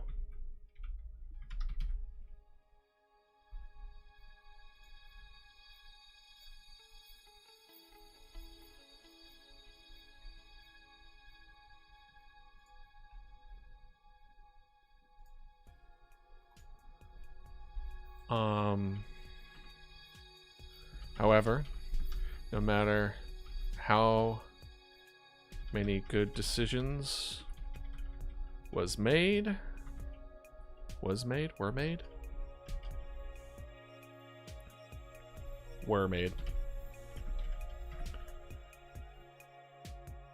eventually all of the town will be taken over until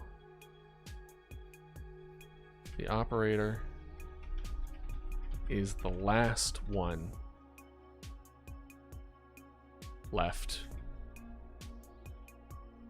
with the last call ringing. Okay.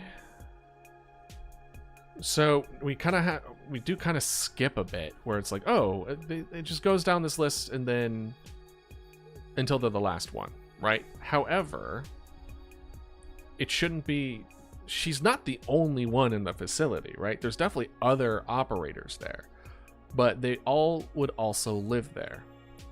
So I think it would be interesting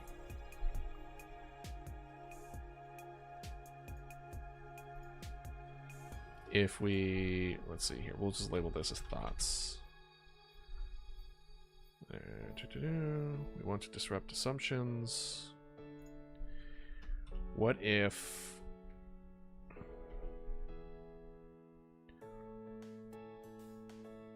as the night goes on, other operators will get calls from their own residents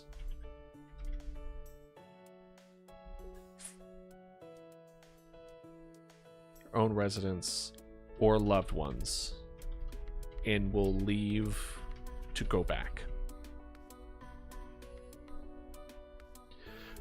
Like, I think there is kind of adding to that feeling of dread that we were talking about, then powerlessness, is watching the coworkers fall into more and more of the trap that is happening, that you are understanding what's happening, but they're not quite getting. And they leave, and they're like, they get a call from their son or daughter, and they're like, calm down, it's okay, I'm literally on my way back. And then they're like, hey, police send, like, we're sending police over there, I'm on my way. And then they leave to go home, and they never come back, right? And then slowly watching your workplace, that we're busy with all these distant phone calls and all these other kind of like conversations that are distant but not understandable, that slowly becomes quieter over time until you're the only one ringing. And because other people are leaving, your tasks are building up. They come in faster. Ooh, that's pretty good. That might be it. It might be that you can make all the right decisions and there is a hard cut, but as people are leaving, there's so much on your plate, you literally can't answer all of them. You start missing calls.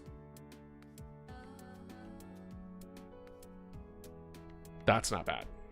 All right. Go back. Because there are less and less people, the player will receive calls more often until eventually they have to choose which calls to take and which ones to ignore. That's not bad. That plays to what we kind of want as well.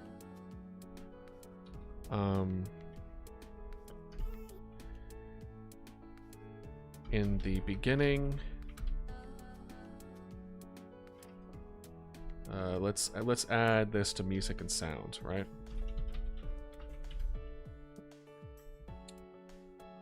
Let's put them in two separate categories. We'll put sound here, music first.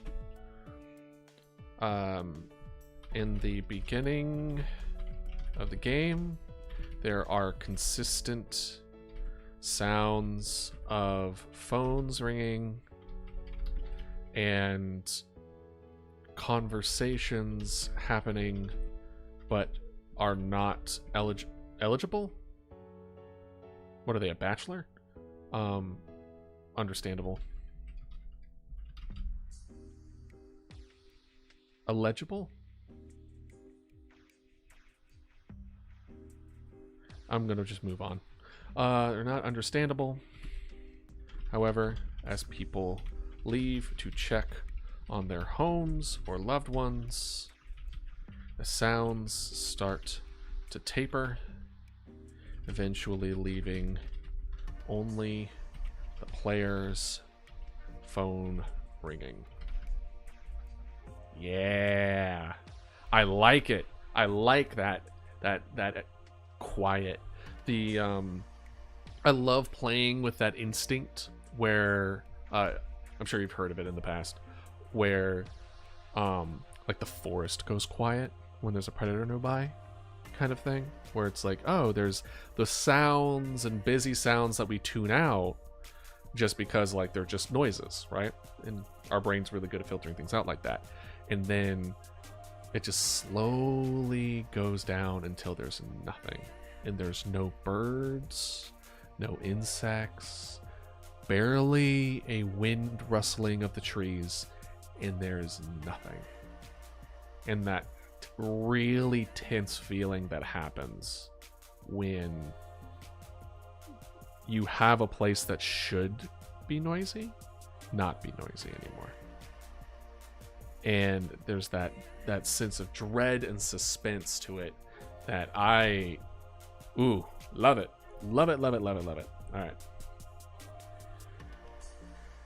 This operators can call no residents or loved ones and will leave to go back.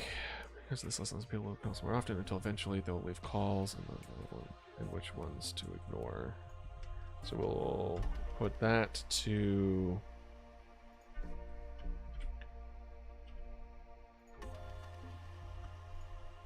Fosters will continue as many people while reducing the spread possible as much as possible. As the night goes on, other auditors we could call of their residents or loved ones and will leave to go back, but not return.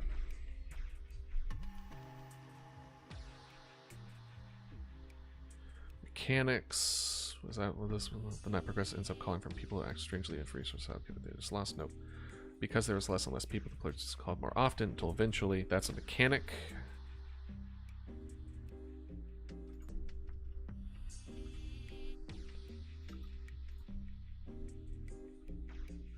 Less and less people, the player will receive calls more often. Oh, let's make a... That's a description. We'll make it...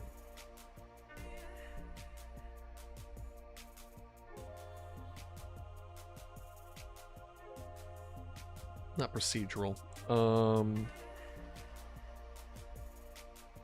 Residual. Because there's less and less people, the player receive calls more often. I want to use insidious again, but it's not the right word. The player will receive calls more often. Eventually, they'll choose calls. Just accumulation of stress. Because there are less and less people, the player receive calls more often until eventually they will have to choose which calls to take and which ones to ignore. So if it's to that point of we're keeping things at bay, then we can kind of go down the rabbit hole of having like permanent solutions, like sending the police actually stops it. Or we don't have to go down the thing of like most people don't call the emergency number, right? Because now we have a situation where we're forcing the hand of they have to lose something. And you're doing your best to hold the flood back, but in the end, they're gaining it every time. Accumulation of stress, aesthetics, probably on the stop the imposters from spreading. How do you do it? The imposter about to take over the home. If the player sends the appropriate personnel, it prevents the house from being taken over. Want to disrupt assumptions.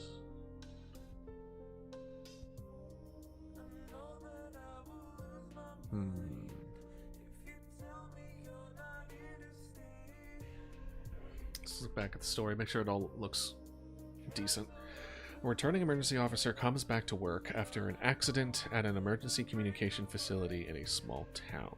The shift begins in the evening, 6 p.m. to 6 a.m., and progresses in difficulty throughout the night.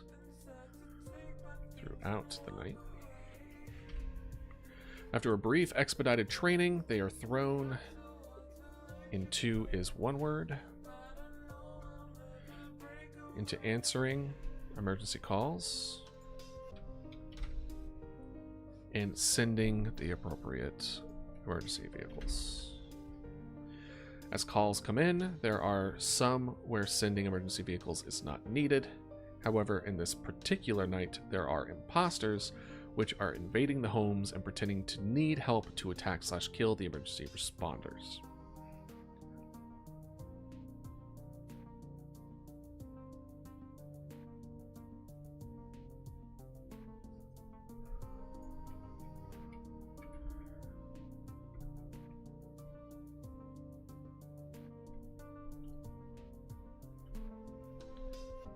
Now I'm thinking tons of calls. This is imposter, so we can go a little bit harder into the mechanics of the imposter. For the imposter mechanic,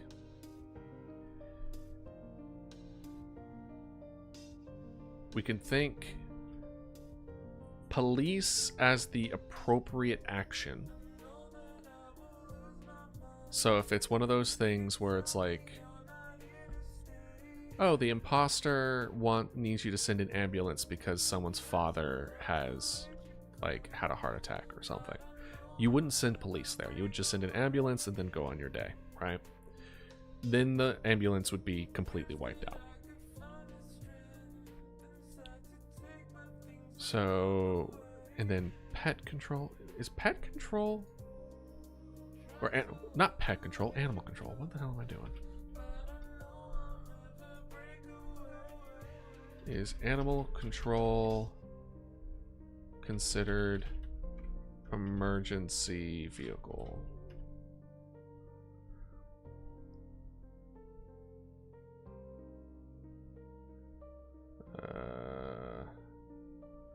What is considered an emergency call? Ooh, okay.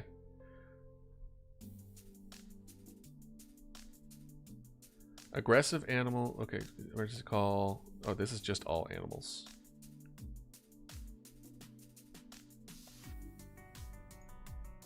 Let's see here. What is considered an emergency call?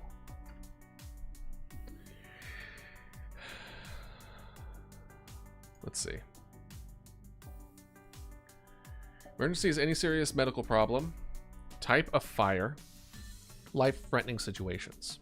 Most jurisdictions also urge citizens to use 911 to report crimes in progress, whether or not a life is threatened.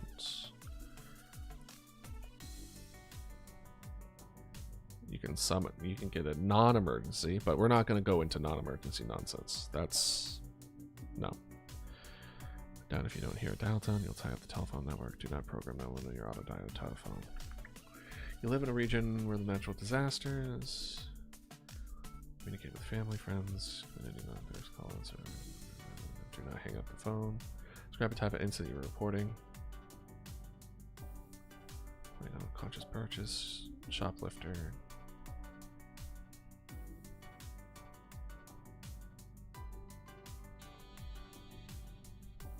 Describe your location, cellular caller. Okay, it's kind of... So, I guess people aren't supposed to call 911 for, like, something's wrong with my animal, with my dog. Doesn't mean people aren't going to do it.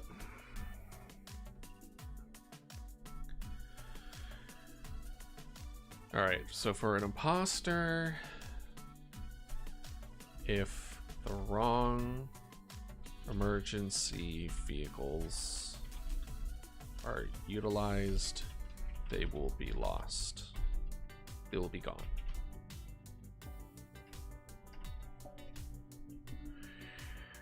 The only ones, yeah, the only ones capable of dealing with imposters are police. But you only have a certain amount of police, right?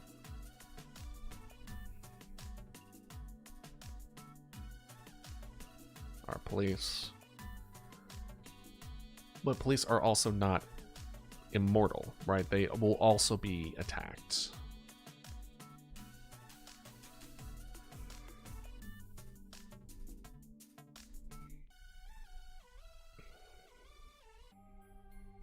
And also, after the first police being attacked thing, people are going to start wising up. You know what I mean? It would be weird if, like, policemen are being attacked across the whole town, and then the police are just like, why aren't you sending me over here? Or, what's the problem? I don't understand. This is totally a normal thing. When it's just like, what the hell is happening? You know?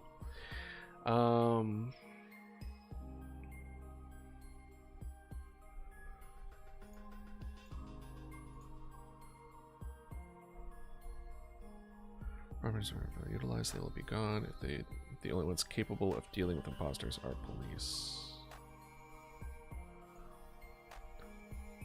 police.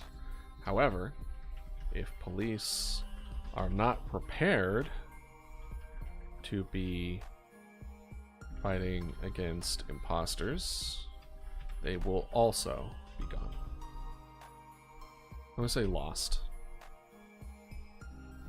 Lost sounds better to me. So then how do we prepare the police to be ready for it? The first thing I could think of is that you flag it, saying like, hey, this is an imposter situation. So go in with the idea that the thing that you're going to be going to is not human.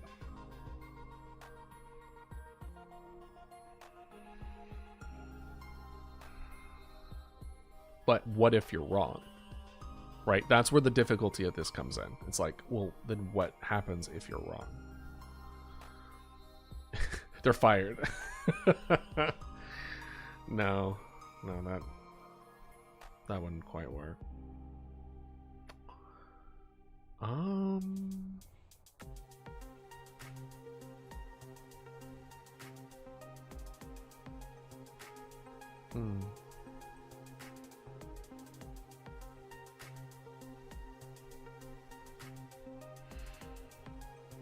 Three strike system?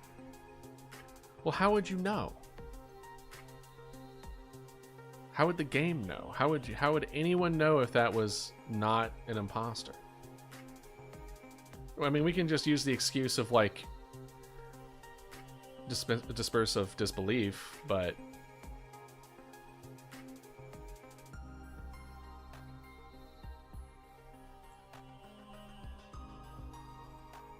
I'd like to avoid those as much as humanly possible.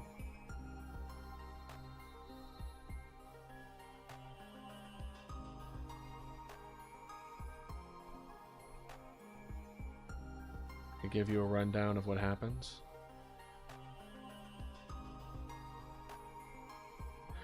Then we would need some kind of way that the imposters, yeah, it's like we would need some kind of way to show that what you killed was an imposter. Like the easy solution would be their blood is yellow or some weird stupid reasoning like that. But like we would need a way of which like you failed. You know that wasn't an imposter. But how would you know that that wasn't an imposter that you made a mistake on? Maybe they just look weird. Maybe we could just go down that road where it's just like, oh no, they look off. They're not really human. And then it's like, no, what I shot was definitely human. We could do that. But like, also, like, what would happen if you got 3 strikes? It's like, well, the city's being taken over by weird mimics. And it's like, I would argue the logic of that would be you would be fired, right? You'd be fired from your job. But the difference between, yeah, right? Like, but in my mind, being fired from a job versus the whole town becoming mimics and you're the last one alive, I'd rather be fired. And I don't want getting to the end of the game being a worse solution to the problem of you making mistakes, right? Death would be weird. It was like, why would that kill you? Why would you die? Are you like, the only other thing I can think of is like maybe they're like, you need to stop answering calls because you're getting innocent people killed, and then like they lock you like in a room thinking that you've gone insane or something, and then then like the end of the game happens and you're just locked in a closet and you're the last one alive, but you just aren't allowed to help anymore. Maybe. I mean, if anything, why would the mimic kill you? You're killing innocent people. They would probably think you're one of them.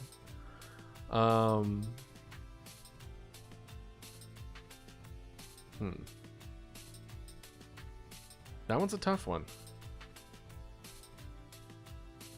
That's a tough one. The only ones capable of dealing with imposters are police. However, if police are not prepared to be fighting against imposters, they will also be lost.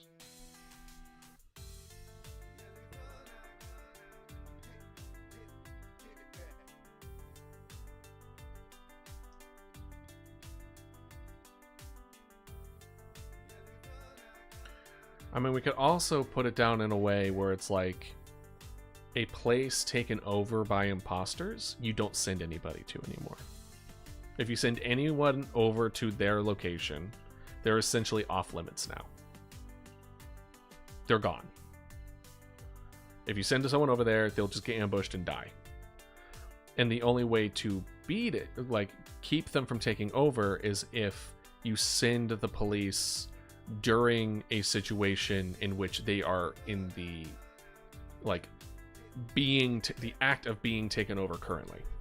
Like there's a window of opportunity to send a policeman to stop the spread.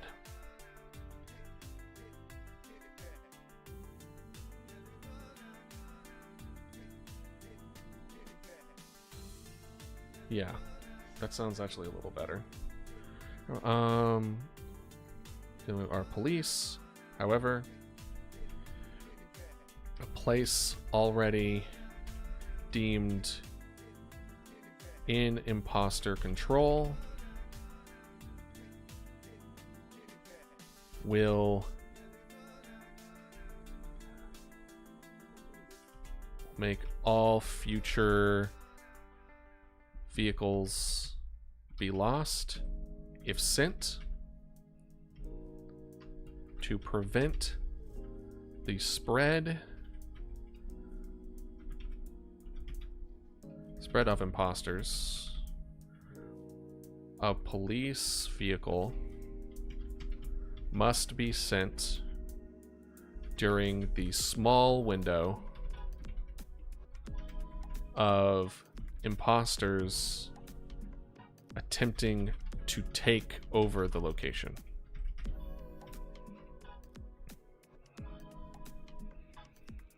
Right?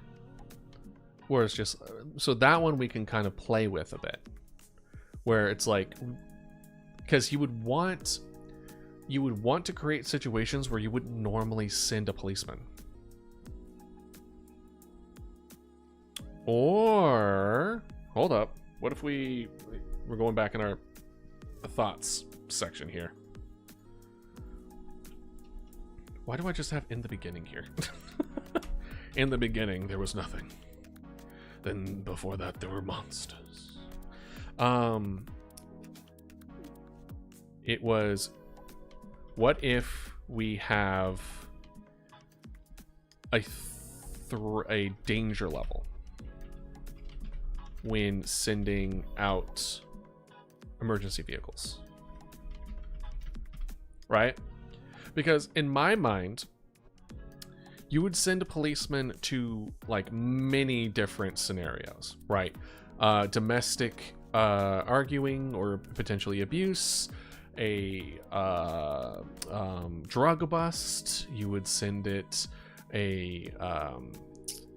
with abduction. You would send policemen to a lot of different things, but you would also send policemen to like check out and check up on people, right? Granted, you would more or less want to use a non-emergency number kind of thing, but like, it's like if someone asks, "Hey, I haven't heard from my grandma in a while. Can you send someone over to check up on her? Like, I'm literally 8 hours away. I can't do it. Can you send someone to check up on her for me?" Like, I've heard that that's like a thing that happens. I wouldn't say frequently, but like a checkup is something a policeman would do, and they wouldn't come prepared for a fight. Right? So what if there are different levels of what is considered like a threat, and if you get the levels wrong, then you will lose the police. But if you either lose the police from them being too aggressive and they kill someone they weren't supposed to, or they're not aggressive enough and then you lose those police.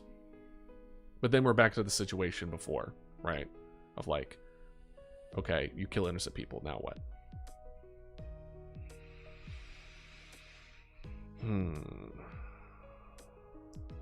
Because we want to, if we want the spread of imposters to feel like it is a problem solving strategy kind of thing, that means we want the spread of imposters to be like things you wouldn't normally send a cop for. It's, my husband has a heart attack. You wouldn't send a cop to that. But if someone is breaking in my apartment or my home, you would send a cop for that. So why? You would send a cop for it regardless. So it wouldn't solve the potential problem of there's an imposter, because regardless if it was an imposter, you would be sending a policeman. What if you had to send 2? What if it's an imposter, you have to send 2 policemen? You have to use more resources to keep them back. And if you don't use enough, you lose them. Which puts additional strain to your resource. Okay. That's not terrible. That's not a terrible way, because this is, again, resource management. We want to play with the resource management. However, you deem an imposter. To prevent the spread of imposter, vehicles must be sent to a small window of imposters attempting to take over the location. However, due to the violent nature of imposters, at least 2 police vehicles would be necessary to fight them off. Right? So, oh, you know what? That kind of solves that problem then. Because, right, this is a resource management game. If you send, let's say you can send any number of policemen to a location, any of them. You have, let's say 6. And they're like, someone's like, do you mind checking up on my grandmother? I don't know why I'm making him sound old, but let's just, yeah, the grandma's ancient, right? We're gonna, please send someone over. And I send 5 whole police vehicles to the location. Let's say innocent people don't die in this hypothetical scenario, which is so not realistic, by the way. Let's say the innocent people don't die. Instead, they just waste their time. You have less resources to deal with now. You sent 5 people to check up on a grandma. Good job. Someone else is getting robbed on the other end of town, and you have nothing to send them. So if you send too much, if you need to send more if it's an imposter situation, and if you send too much, you don't have enough to work with to send to other places.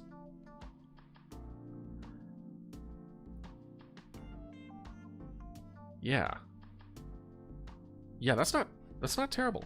That's not bad. Wrong emergency vehicles utilized, they will be lost. The only ones capable of dealing with imposters are police. However, a place deemed in imposter control will make all future vehicles be lost if sent. I'm actually still fine with that. Because I don't want this to be a where we reclaim land lost to us kind of thing. It's not like oh, I can't use that anymore. It's like, no, like, once it's lost, it's lost. Maybe we might. Do we want to give them the power to take back what was lost? That's empowering. That's much more strategy and much less horror. So we're gonna leave it for now. I'm gonna add this to like asterisk. I'm like, maybe we'll switch it. To prevent the spread of imposters, police vehicle must be sent during the small window of imposters attempting to take over the location. However, due to the violent nature of impossible, take back the imposter nest. However, due to the violent nature of imposters, at least an additional police vehicle would be necessary to fight them off. An additional police vehicle than what would have been normally required. And I think it would be beneficial. Let's look at the police vehicles. Utilized to subdue, could empower people to help adding more. Like getting more emergency vehicles back.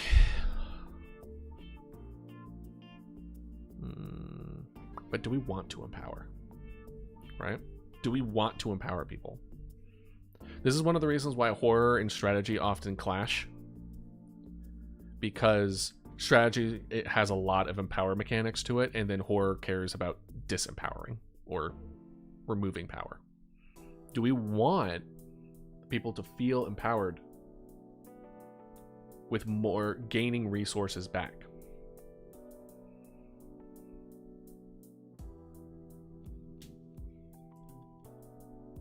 Because I feel strategically in a strategy game, that's a good mechanic. It allows you to bounce back and not give up. But this is a horror game where we want people, this is a battle of attrition. There is no winning. In a strategy game, there is always a chance of winning. Or we can switch it up and say you could potentially win the game, this game. But I don't know. At that point, I just might as well make a strategy game with a little bit of like horror elements instead of a horror. Horror would take the back seat and strategy would take with the front seat. I feel like if we go that direction versus the other way around, which is horror is the front seat and then strategy is the back seat, which is like you're trying to prevent the worst case scenario, which is everyone dies really quickly, versus just a battle of attrition of trying to do your best to it. We could add more people to make more survivability.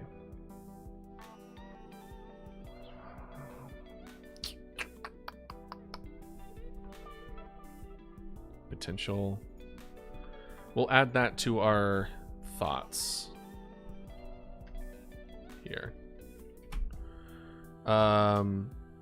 Ability to take back locations?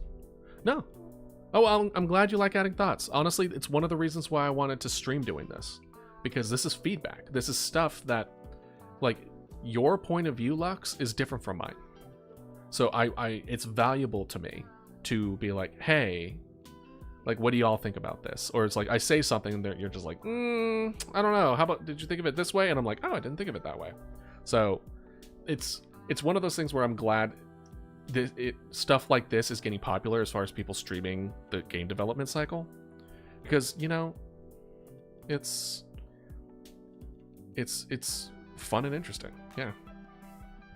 Ability to take back locations to regain lost resources. All right, we'll put that in there for now. We'll move forward with that you can't. You can regain people, you could make it more fun. True. True.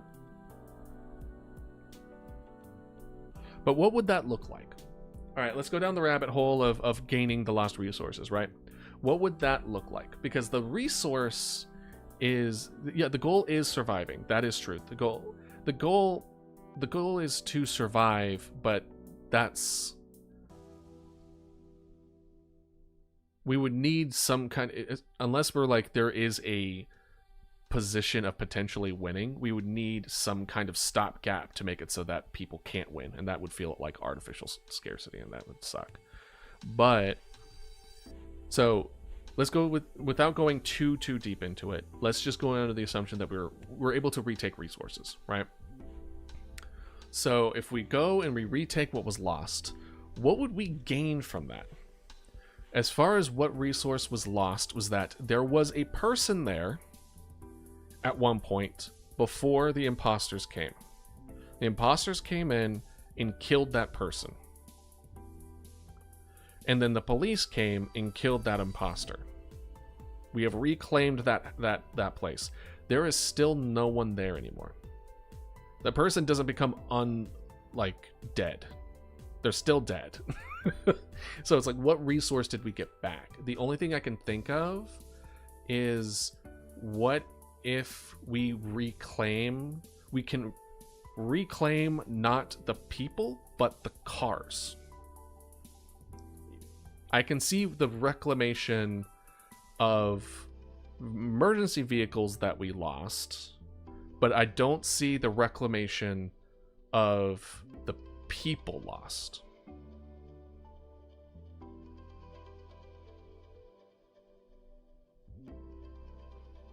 Yeah. So if we got those vehicles back,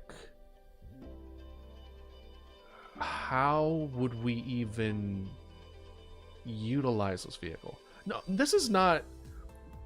Don't even worry about it. This is a brainstorming thing. You are giving me your ideas, and that is absolutely fine. It doesn't matter if it doesn't pan all the way through.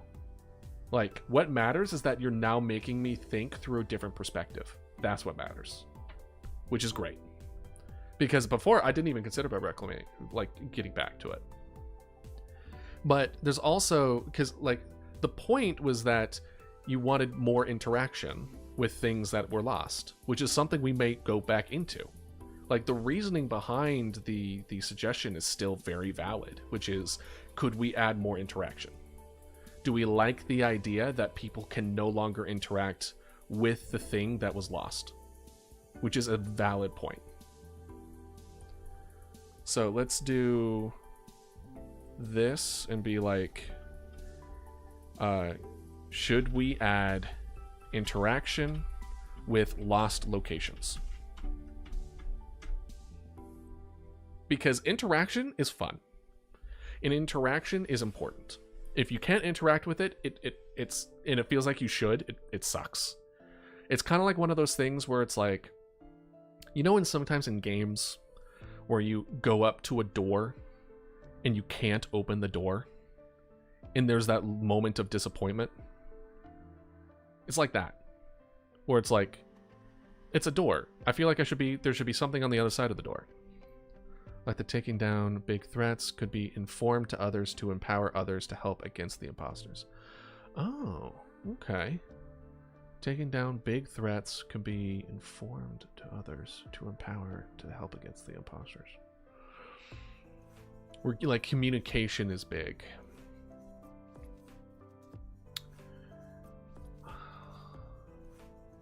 Well, I definitely got you. Taking down the big threats could be informed to others. Gotcha.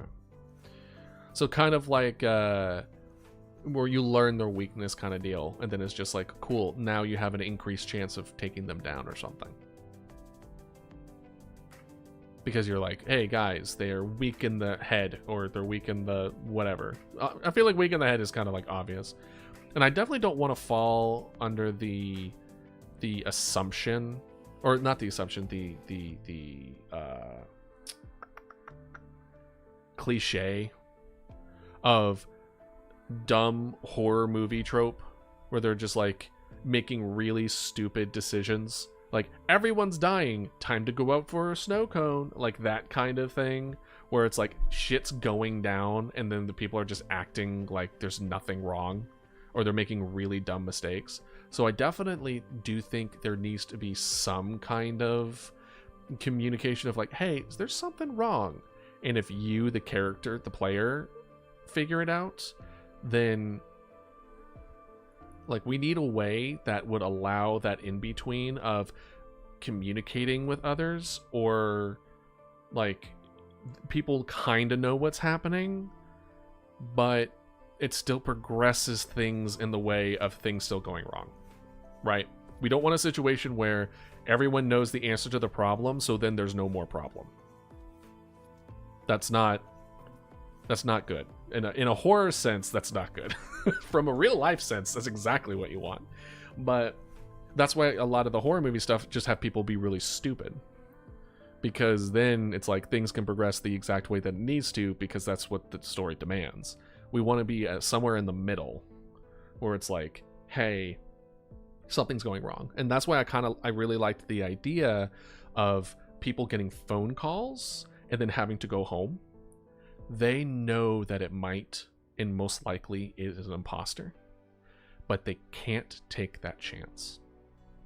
Right? It's that ambiguity. It's like, hey, 9 out of 10 times this might get me killed, but if the 1 out of 10 chance that my child is in danger, I have to take the risk. It's like that, where it's like they know they're making the dumb decision, but the situation has forced their hand to have to make it anyway. And I think going down that way would at least make it feel more believable. So it's like in the case that you're mentioning for, you know, taking them down gives us more knowledge on how to take them down in the, like, sharing that kind of information. We would have to think about, like, how we would even have them take them down. Right? Is this one of those things where it's just like you just shoot him in the head? Because it's like, if God bleeds, you know what I mean? Where it's like, if you're in a situation where you're up against this unknown threat that is pretending to be people, knowing that it can be killed does very much make it less terrifying. The more knowledge you have, the less scary it is. Which is why horror is all about the restriction of knowledge versus the sharing of knowledge. Again, this is why strategy horror often do not go along well for this reason. Because strategy is about gaining knowledge and horror is about restricting it. And we could go down the route of, like, guys, these are mimics, and then everyone's just like, they're mimic, there's no such thing as mimics, you're crazy, that's not a thing, what do you mean, that's a man, you've been watching too many Mandela catalogs. And then there's just like an audience like laughter in the background.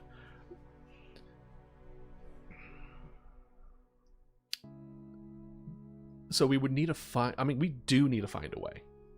So there definitely has to be some sharing of knowledge. There has to be some semblance of sharing with each other as far as progressing through the night and people wanting to live and people not falling into the tropes that tend to plague the horror genre, which is stupid and or like just like dicks. You know what I mean? they're just like I don't believe you, people are dying, but I don't believe you, like that kind of. I would like to avoid that if possible. So it's like, should add interaction for the lost locations, and we need to have progression for understanding the situation at hand, sharing that information with other NPCs, and trying to utilize it with no avail. Is it avail? Am I spelling that right? To no avail? Anyway, the main question is, where did these imposters come from?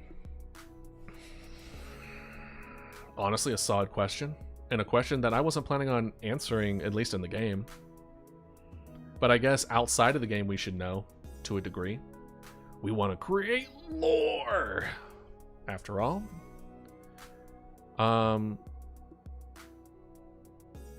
If I remember correctly, the Mandela catalog was angels?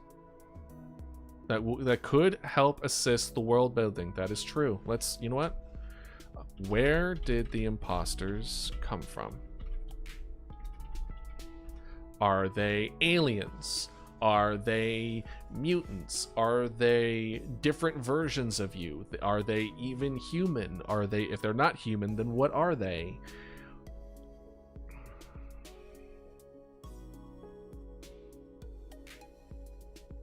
We need to make them scary enough that not knowing is scary, but not but we need to come up with a good enough reason that they exist that doesn't feel like, oh, it's that. That's kind of stupid.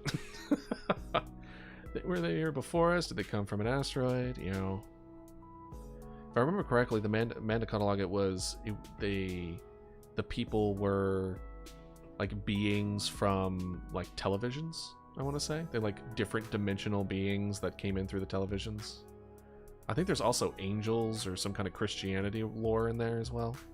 Pretty interesting stuff. But it wasn't really clearly explained. Which was the route that I was going to go, which was, it wasn't clearly explained.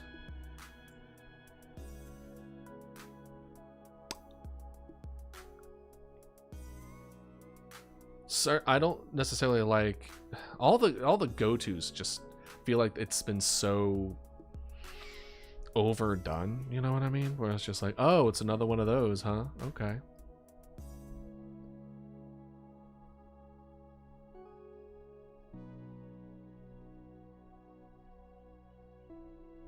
I don't know. In the dialogue, was there two with two Jesuses? You know, that's a really good question.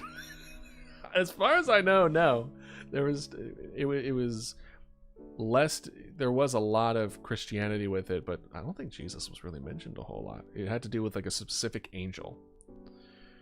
Maybe that's why they thought he came back after 3 days. It was the imposter that came back. He was still dead. My God, we've cracked the code. No.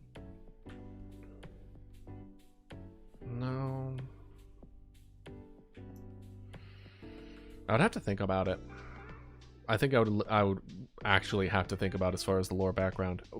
We don't need to know it in order to move forward, but it would help as far as like how would it progress? Like, how is it spreading?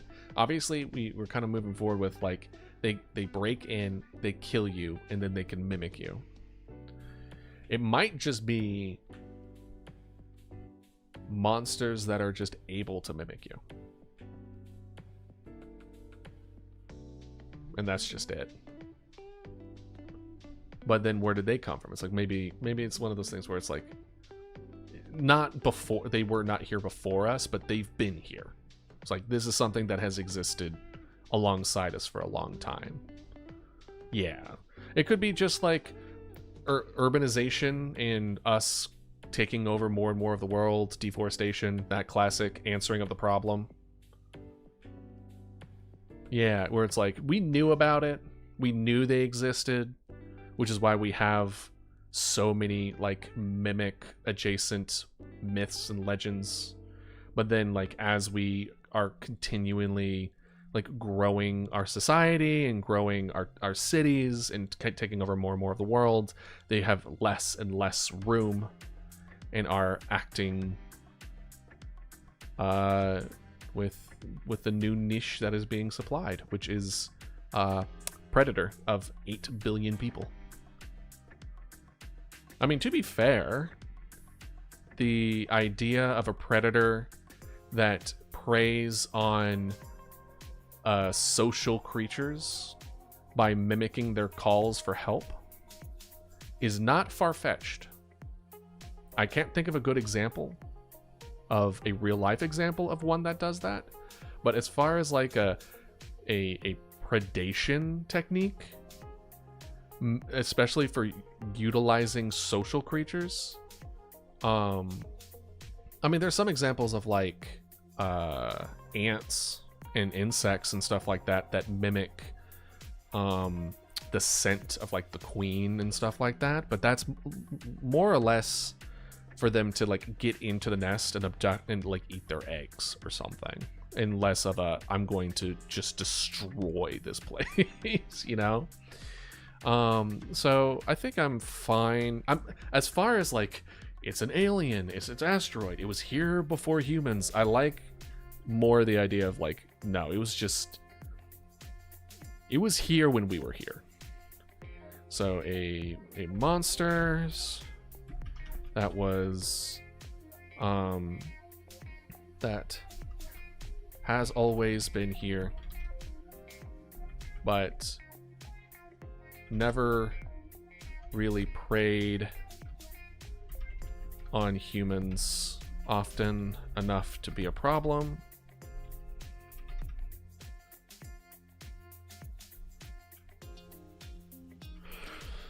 Or what if we did this? What if we did this? What if it was a monster, always been here, and preyed on lost people, often in wooded areas, has recently developed the new predatory behavior of mimicking the voices of those that it has preyed on.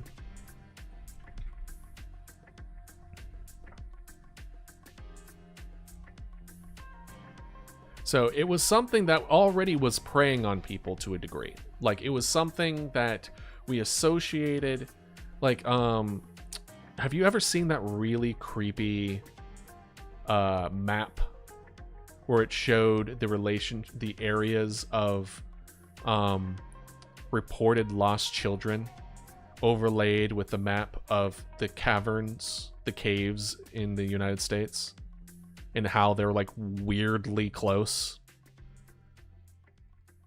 It's honestly, it was very unnerving. Granted, I don't even know if it's real, but like the idea where it's like there have been things that have been kind of picking us off for a long time that have just been kind of like keeping to the caves and the places that we haven't explored or fully, you know, utilized as a human race. But now with this weird mimicry, it's just like they see that it's like, okay, our food supply have gotten really big, so let's fill in some extra niches, environmental niches. So in this case, they've been preying on us long enough to know that we are very social creatures, and we will often, if you want to bring in more food, then you want to utilize their help calls and things that we're asking for help. And we as humans have a tendency to kind of swarm. And like you kind of see that in like the human tendency and their like the nature in people is that when people die, we tend to gather. It really grabs our attention. Where we kind of like wonder what's going on, how it happened. Like, curiosity is definitely in there. So being able to have something that weaponizes that to then gather more people than to eat more people is not too far from the realm of reality that I feel like it would rip me personally out of it. So, monster that's always been there, preyed on lost people, often wooded areas, sometimes around caves. Has recently developed the new predatory behavior of mimicking the voices of those that is preyed on. Then how would it know how to use a phone? Because it called 911.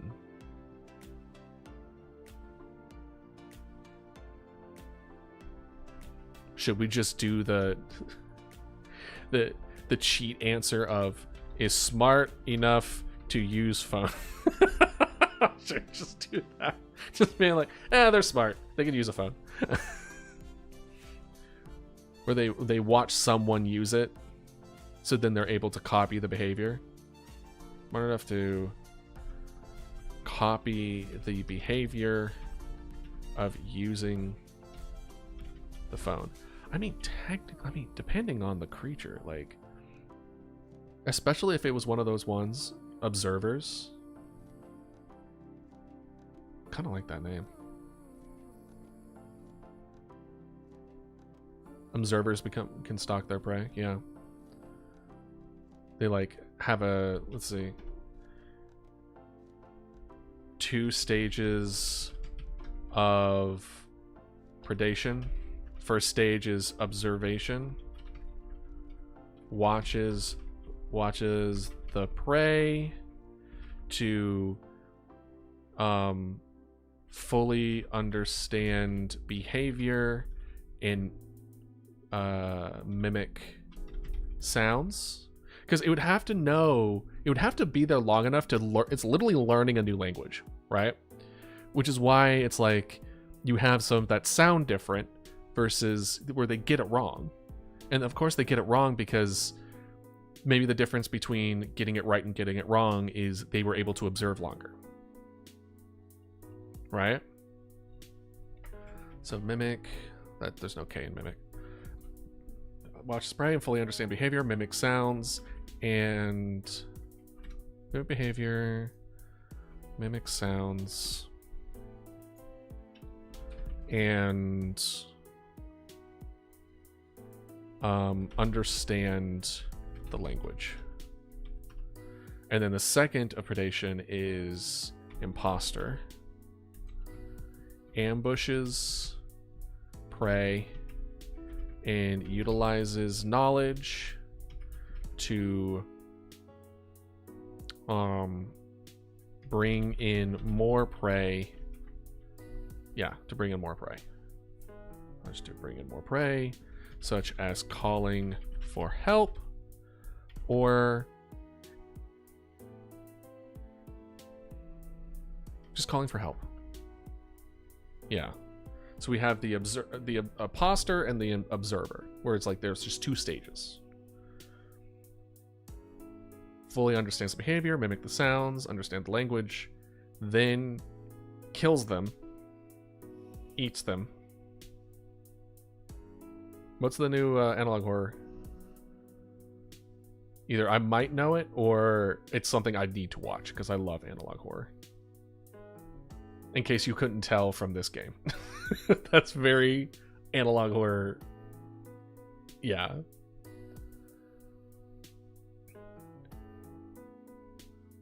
Yeah, let me know. Because if it's one I hadn't seen before, I need to. I love that shit. It's probably one of my favorite new-ish horror. I definitely like it more than the whole Slender Man horror that was happening for when Slender Man came out. But I was also a fan of that. Two-stage observation, imposter. Oh wait, is this the one? Is the one you're talking about the meat one? Where there's like meat growing on the ground, and then there's like weird versions of the meat where one of them is essentially like a mimic, and they kind of like stalk the people around and wait for them to let their guard down and then just kills them.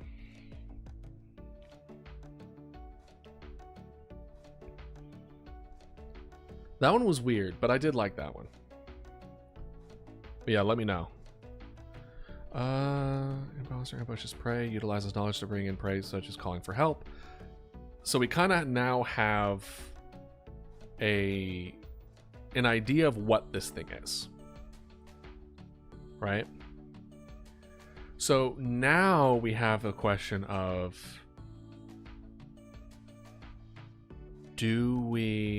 how many of them are there?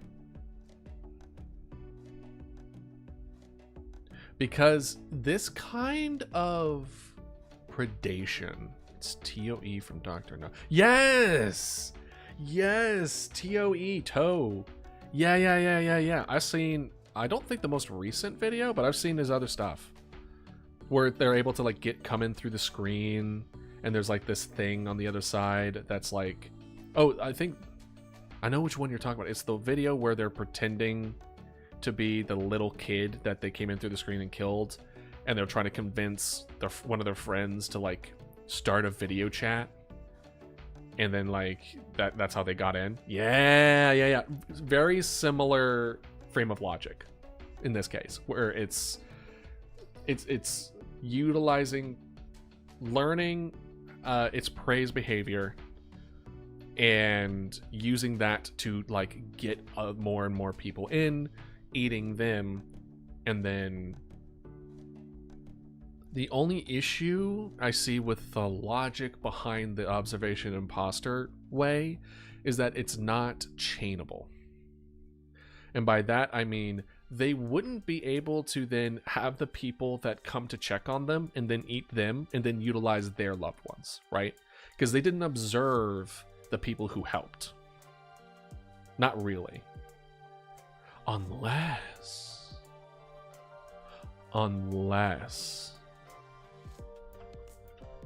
What if there's a third? What if there's a stalker? The last person who comes and tries to help will not be eaten or attacked, but instead followed. So everyone dies, but the last one, because that's how it chooses its next victim.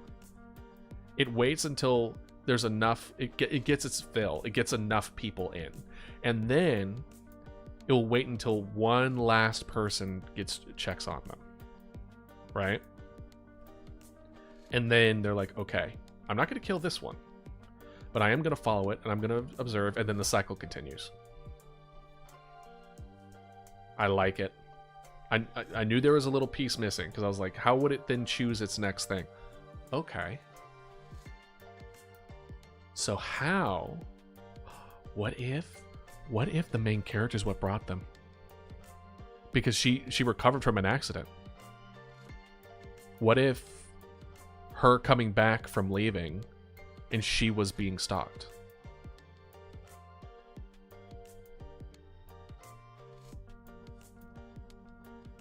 I kind of like that. It's either I'm gonna yeah. Let's see here. Returning, because right now we have it so that it's like returning kind of solves some issues, but if we make it brought the imposters to town from the accident as they were stalked. Yeah. Oh, okay. Because I'm trying to plug it in where it's like, okay, if she's being stalked, why is someone else getting attacked? So what if, because she's in a wheelchair, right? She can't, let's go on, they're in a wheelchair. We don't even know if it's going to be a he or she or non-binary. They are in a wheelchair. They can't move on their own, right? That's one of the reasons why they can't leave. Which means someone had to have helped them there. So what if the accident, they were stalked, but then the stalker followed the person that helped them back to their home, and then that's the start of it.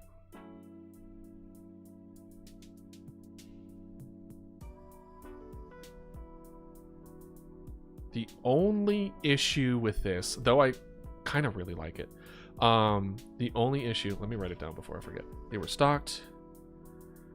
The person who helped them into the building was then I'm gonna put patient 0 just because I know it just means like the first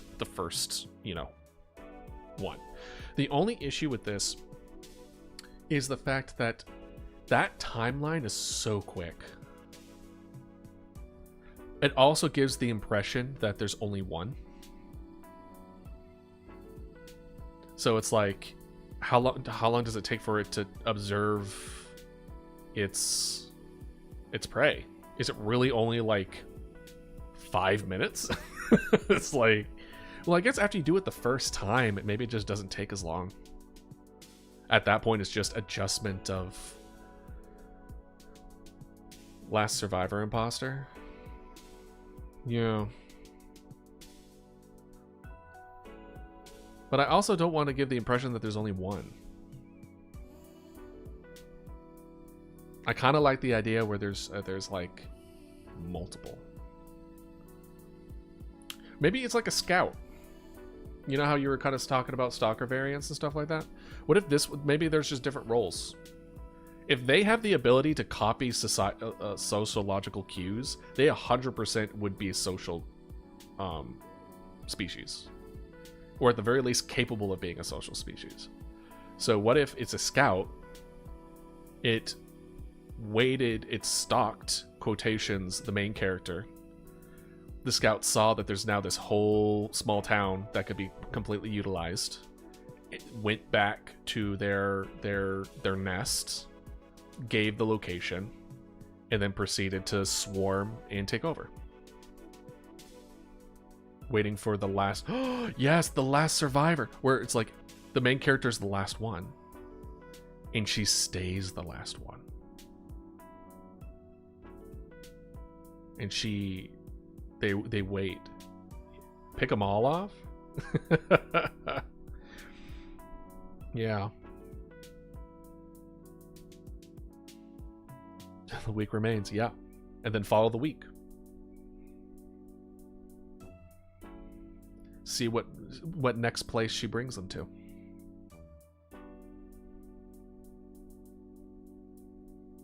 Because they don't know how to navigate. I would say the rules of human navigation are more complex than our sociological cues. Yep. Yep. Watch them flee. Not bad. Not bad, actually. I like it. Let's see. Person who helped in the building was patient 0. Brought to hostages to town. They were stalked. The stalker was a scout that then went and told the rest of the nest the new location. So we won't do the help the building was patient 0. We won't do that. Went and told the rest of the nest the new location, and chaos ensues. Ooh, because I haven't thought about what that last call is going to entail. So what if that last call, with the last call ringing, they answer? What if it's them thanking them? What if it's the imposters thanking them? So they know it's their fault.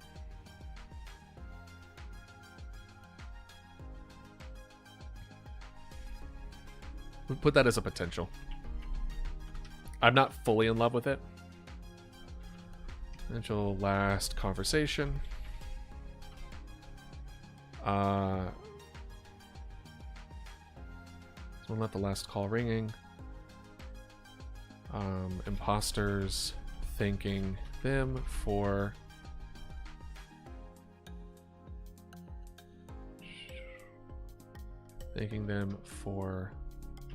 leading the imposters to such a feast. We'll see. That feels a little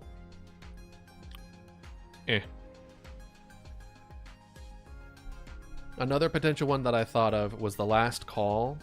The conversation is, yeah. That feels very like, haha, I'm evil. But we're going to potential for now. My original idea was the call was going to have every person talking at the same time. But I think that played more into the idea of like maybe supernatural occurrences or like a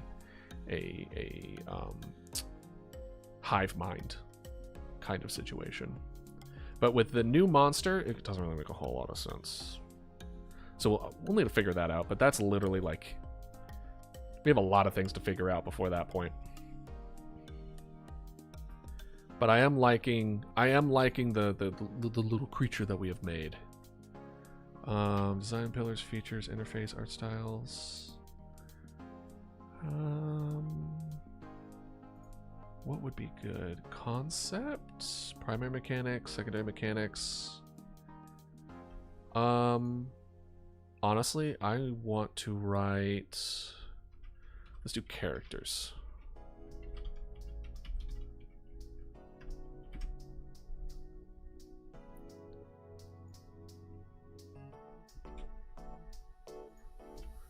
Monster.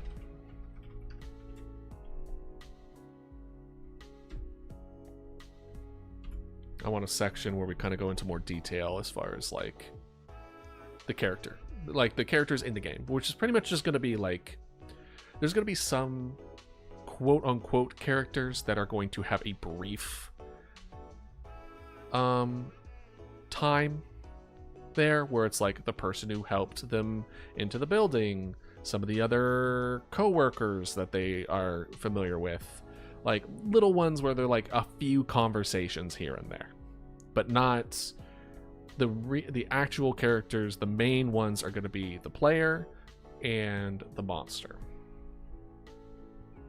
or monster parentheses S.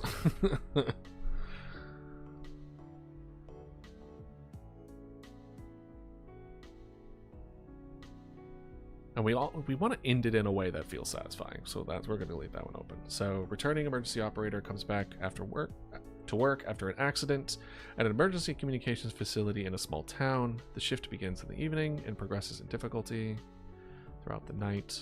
After a brief expedited training, they are thrown into answering emergency calls and sending the appropriate emergency vehicles. Brought the imposters to town from the accident as they were stalked. The stalker was a scout that was then went and told the rest of the nest the new location, and chaos ensues. That one doesn't need to be in there. That can be monsters.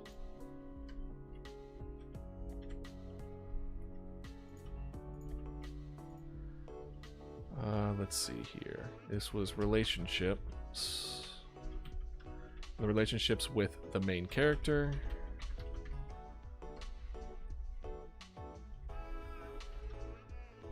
And then that's the relationships with the main character. Was that the main character brought the imposters to town, and then the stalker was scout that then told the rest of the nest in the location that chaos ensues. Yeah. Imposters will continue to spread across the town. An operator will need to make the correct decision. The correct decisions in saving as many people as they can while reducing the spread of imposters as much as possible. As the night goes on, other operators will get calls from their own residents or loved ones and will have to leave to go back, but would not return. However, no matter how many good decisions were made, eventually all the town will be taken over until the operator is the last one left, with the last call ringing, with some potential last conversations happening. As far as mechanics, we have a handful of potential mechanics here. Or we have three different calls. We have send support. So utilizing the different vehicles, we need one for each one, right? We need conflict resolution. These are police centric. Then we have emergency or health emergency. Ambulance centric. Then we have fire containment. Fire truck centric. And potential, you know what? I mean, I like the idea of animal control. The cues of, like, I love the idea of, like, oh, this thing is happening, and then you hear the dog going crazy in the background. is like a cue that something is wrong. Of it's probably an imposter attack. I love that. You know what?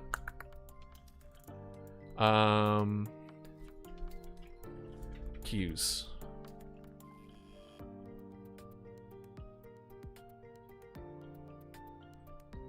We need to go over the cues. So some of the cues is dogs barking in backgrounds.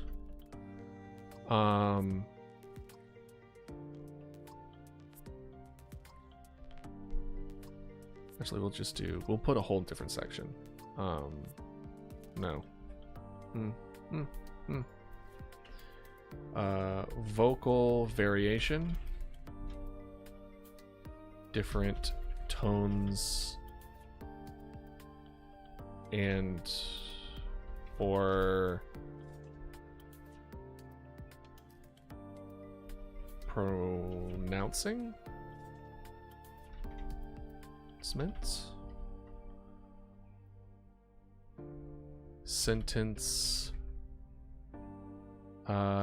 scrambling, the structure or use of words are scrambled, and then faulty reasoning.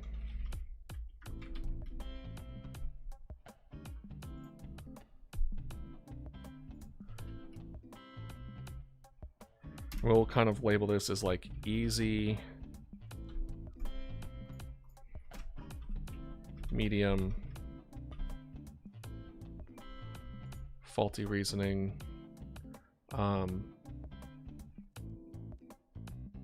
the thought of the sentence isn't completely made through. The thought of the sentence isn't completely... I don't want to say the thought of the sentence isn't thought through. The sentence doesn't make sense in context. Hard. So like faulty reasoning is about context, sentence scrambling is about like knowing the language structure, and then vocal variation is just literally, does it sound weird?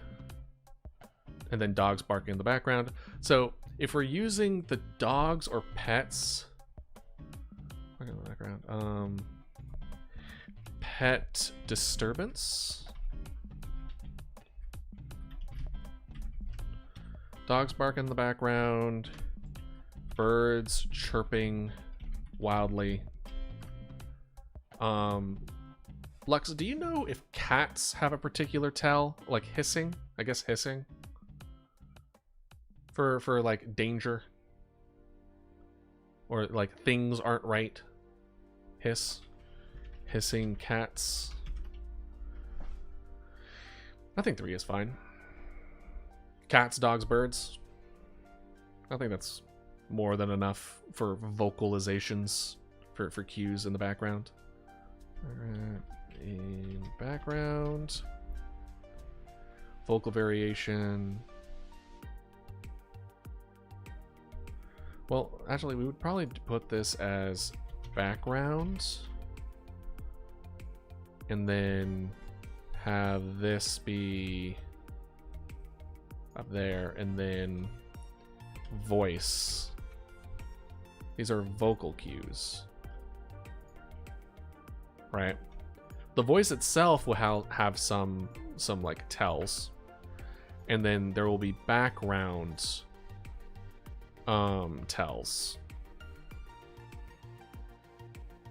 where they have, and we'll need to keep in mind that we will need to keep these somewhat minimal as well, because if we don't, the more that we add on to this, the more work we're giving ourselves, right? We have to know that it's like we want dogs barking, birds chirping, hissing cats, but then we'll have to apply that and make that happen and work.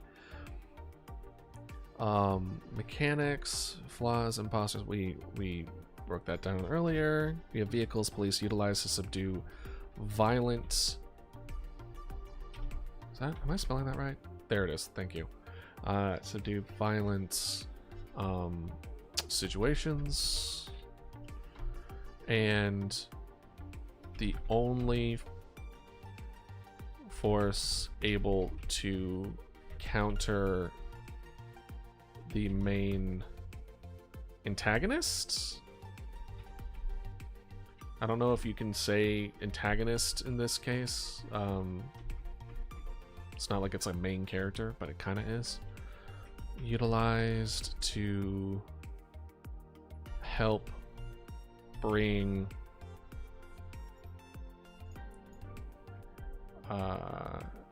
injured people to hospitals. So we'll need to design the map in some kind of way to either make it disadvantageous or advantageous depending on the location of the hospital, right? Because it's, at least in my mind, police, depending on the locations of the houses, depends on the locations of the hospitals, the jail, we would need to design the map so that it would at least, I wouldn't say make sense, but we would need to be cognizant as far as where to put those.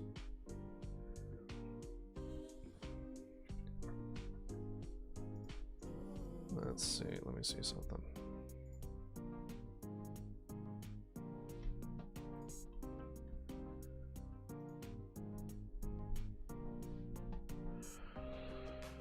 Let's help injured people to the hospitals.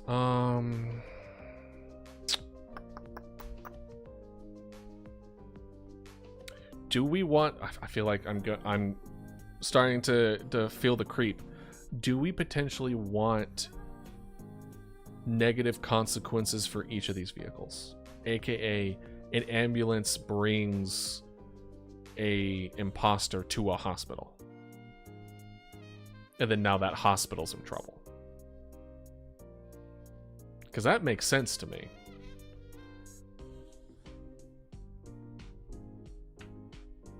But I'm going to put an asterisk. Let's see here. The main antagonist can bring imposters to hospitals. I'm going to put an asterisk. In my brain, also, I think hospitals would have been attacked normally anyway. I don't see a reason why they wouldn't be subject to imposter attacking. So when everyone is gone. Also, this is a small town. What is a small town? They probably don't have a hospital, right?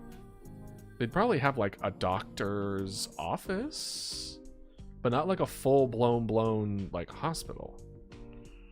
Right? Do small towns have hospitals? Over half the nation's short-term general hospitals are located in rural areas. Rural hospitals differ from urban hospitals, both in terms of their size and their distance from other hospitals. Most rural hospitals are the only source of hospital care in the community. Let's see here. Rural hospital. Let's look at it. Okay, so it's like a small building. It's not like a building. It's a small building. Okay. That's fine. So it would be taken over anyway. It would have been like, you would have in a town, it's probably going to be more than 20, but I'm going to use the argument of 20 homes. Or let's say 25 homes and each is a family. Make it even like 25 homes, 100 people. Each one is two adults and 2 kids. I don't know. You definitely wouldn't have the capacity to hold all 100 there. But you would definitely be able to hold like, I think like maybe a 4th? Hopefully, maybe, perhaps? I don't know. I'm talking out of my ass. Ambulance can bring imposters to hospitals. We will see about that. utilized to help bring subdue fire. I can't spell utilize today. Getting some water. This is your reminder to stay hydrated.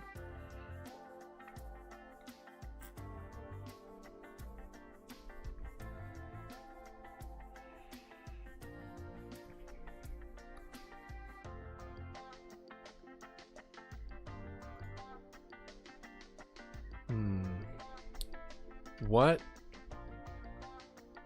So the consequences of the police are just there's less police. Which feels meh. But also, police is the most valuable resource in this game. Between the police, the ambulance, the fire trucks, and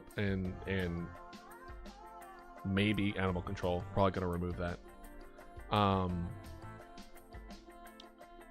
Police is the only one that like holds the game back enough where you can actually survive long enough to do it. They don't solve every problem, but they solve the main problem. So I think the lack of getting less police is punishment enough. The ambulance potentially taking the imposters to a hospital, thus making all those people out, is, I feel, a solid consequence for actions there. But fire trucks...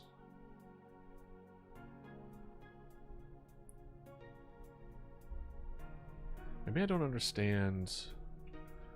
When are fire trucks utilized? Is it just fire? Maybe only be used to transport first responder, firefighters, paramedics, or EMTs to medical emergencies due to their proximity to the incident. Fire engines are equipped with sirens, horns, flashing lights, and used to warn vehicles they pull over.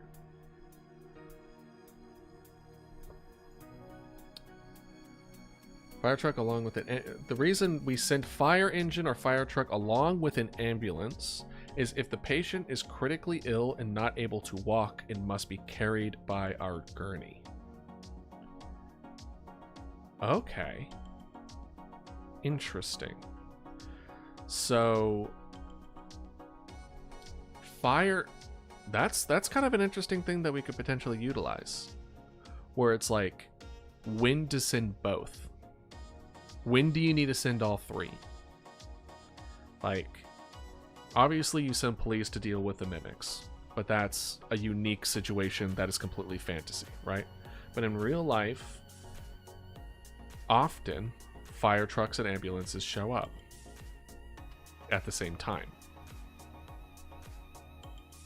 So you would send a fire truck with the ambulance as a way so that the fire trucks allow access to areas that wouldn't normally be allowed. Because that makes sense to me, right? Because when I think of the people who are stuck in cars, right? Let's say there's a car accident and you need to get the door off to get a person to the hospital. If the ambulance don't got the claws of life, you know what I mean? It's the firemen, it's the fire trucks. They're the ones with the tools necessary of getting to the person. Utilized to help subdue fire and to get to difficult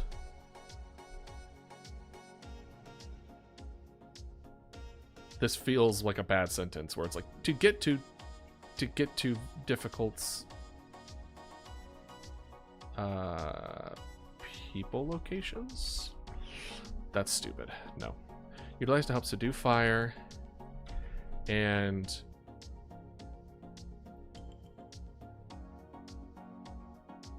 to assist in access to hurt personnel. Utilized to help subdue fire and to assist in access to hurt personnel. Sure. I'm gonna have to come back to that. That feels weird.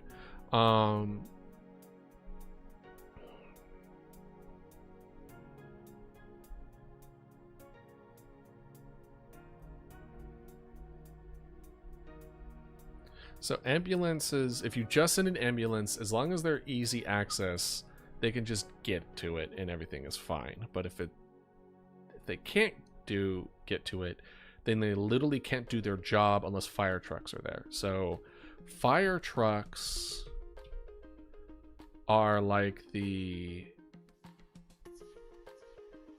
ones that break through barriers, right? There's a barrier to actually help the person. You send the fire truck to remove that barrier. Barrier removal. Ambulances keep people alive. And police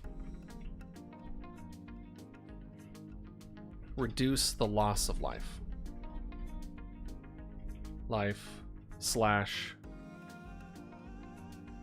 Reduce the loss of life. Because you send police to keep people alive. This is in a game and not in real life, unfortunately. That's why you would send this person over to make sure that they survive the imposter attack. You're sending police to reduce the loss of life. Ambulance is to keep people alive. And then fire trucks removes barriers, is like so that if they can have access to things. So if there is like, I guess police have their own barrier removal in their own way. Or maybe I'm just thinking SWAT instead of just police. But yeah, barrier removal. Utilized to help subdue fire and to assist in access to hurt personnel. What would the consequence of sending fire trucks to an imposter location?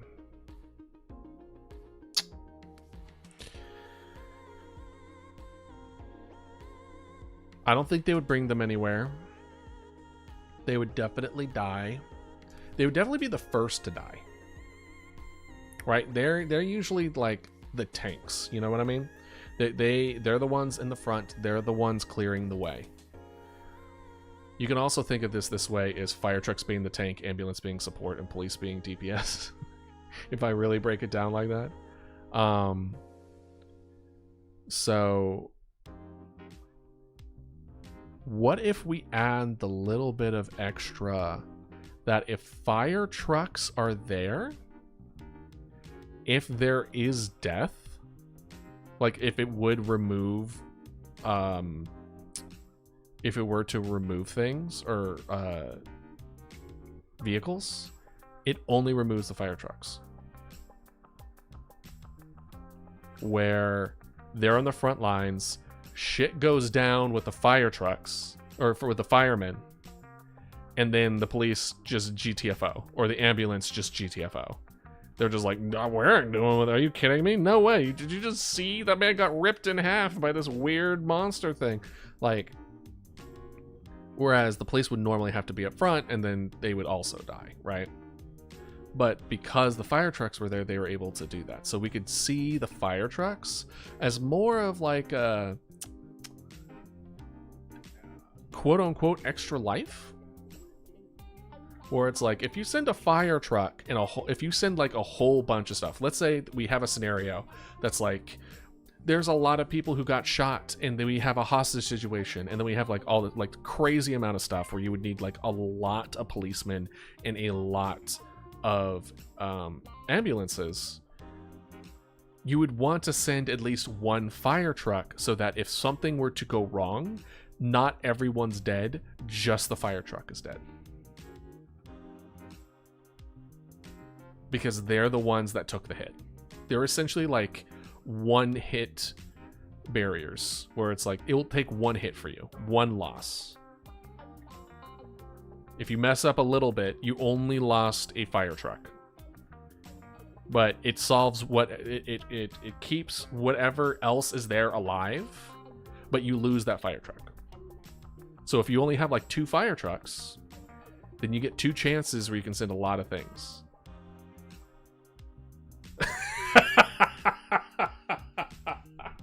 Because they kind of are, though, aren't they? I'm trying to break it down as far as like what their purpose of being there is, and that is to be on the front lines and to open the way when things are blocked and like get people out. Like they are there, they are the tanks.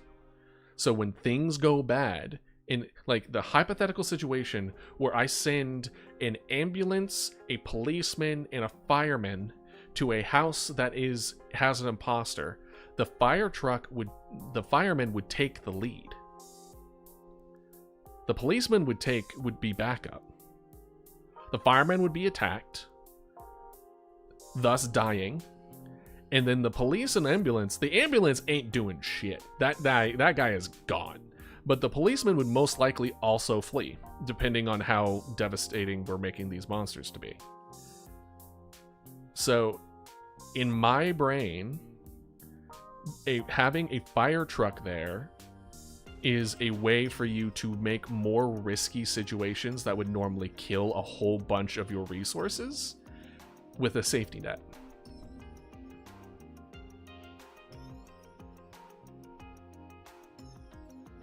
I don't know. I like it, at least for right now, I like that idea. Because that also gives a little bit, listen, we are maybe have an imposter hunter group. I thought about it like an SCP kind of deal where they're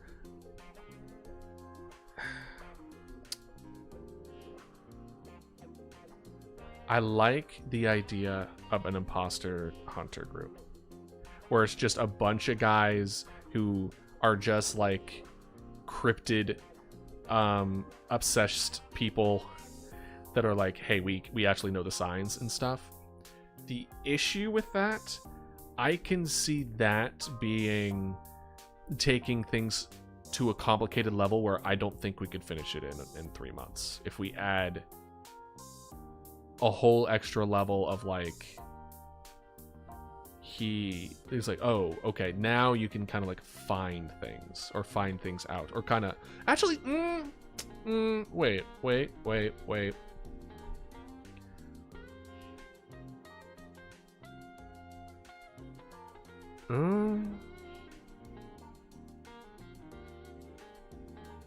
All right, let me write this down first to know what to do so that you have no reason to cower away like a policeman.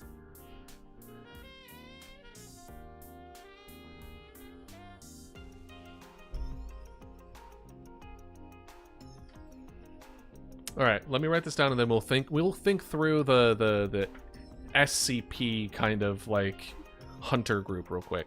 Utilize the subdue fire assist and access to personnel. Would be the first to be killed. So any other vehicle at the location would not be lost. All right. So we have potential animal control, which is probably not gonna happen. Let's do imposter hunter, aka SCP, right? So the reason I kind of flipped back over is because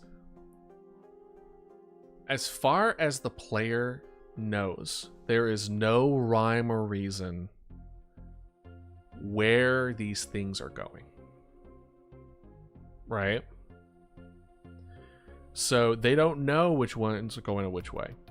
But what if we had a group who understood how they thought, who kind of gives the player a little bit more agency and a little bit more information?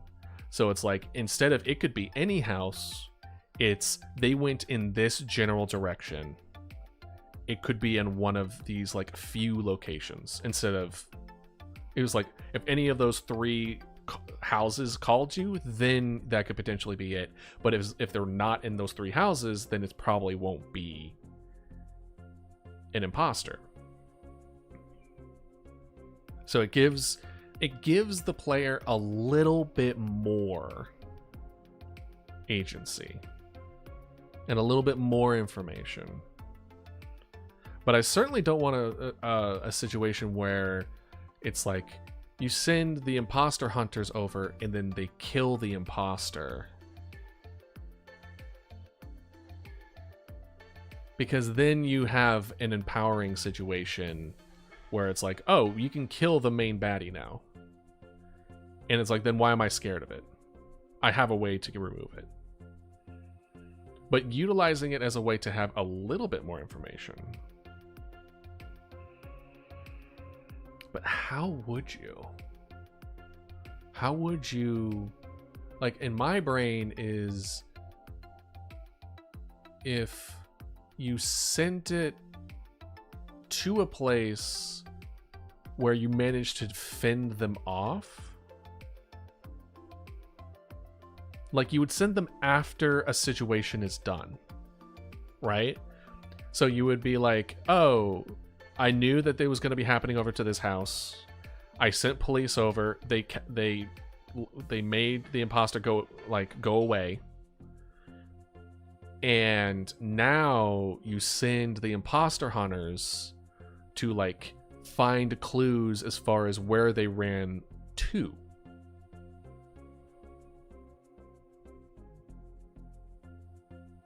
Maybe.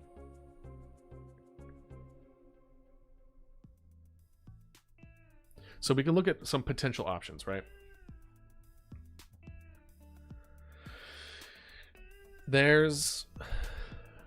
I mean, we could also have the thing where the imposter hunter is, like, guiding you, the player, where they're like, hey, these are the cues that you need to look out for, right?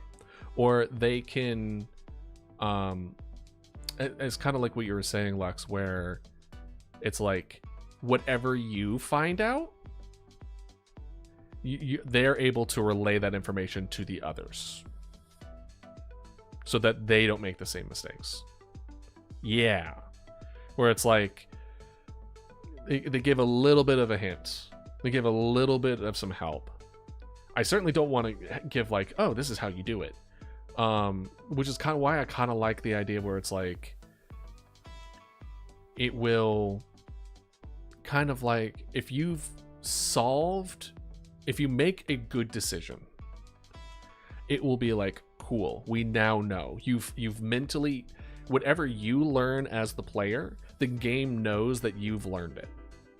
And then now will then flag that for everyone else to then follow suit.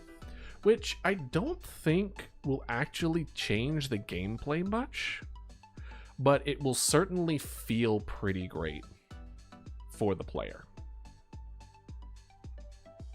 In the idea of like, oh, I'm learning how to do this. I'm helping people. Because me knowing more is now allowing them to know more. And it would allow a pretty decent, natural way of being able to share that information with NPCs. Because as of right now, I mentioned it like probably a couple hours ago at this point, where it's like I want the player's knowledge to be shared with other people in the NPCs in the game, because otherwise it's just going to feel frustrating that it's like, why are they not freaking out like you are? You know?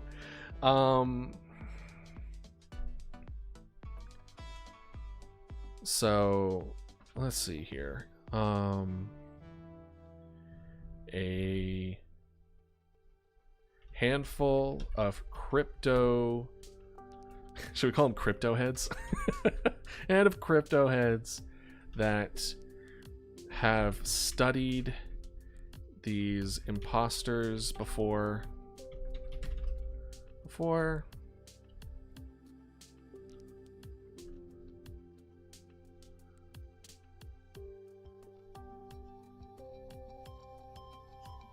can gives the player a few hints regarding usual behavior, behavior discrepancies.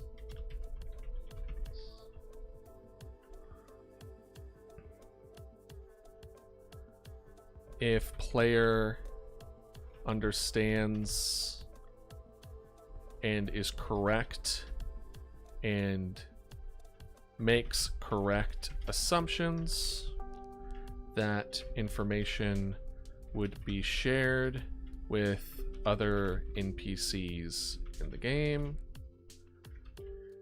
Wouldn't change gameplay much. Regarding speed of spread. Because for the most part, I wasn't planning on the spread being influenced by the NPCs at all. It was mostly just going to be the player. It was the illusion that the other people were also helping, but I don't think I was gonna have like a natural decay of like, your NPCs are dumb, so this is the rate that they're spreading. You know, I'd much rather it be like just mostly, if not completely, dependent on the correct and incorrect decisions the player makes.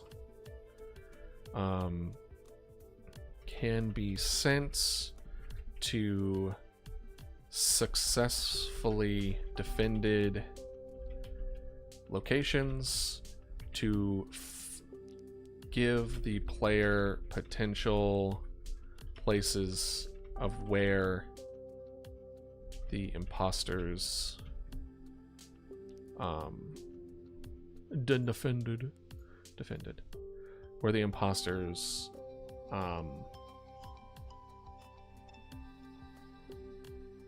ran to, afraid to, retreated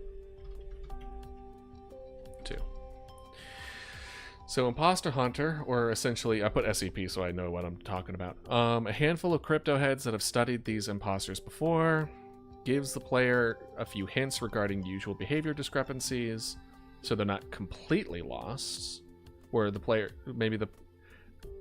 I do have to keep in mind that when making a game devs are often way off in assuming what common sense is for people who play the game.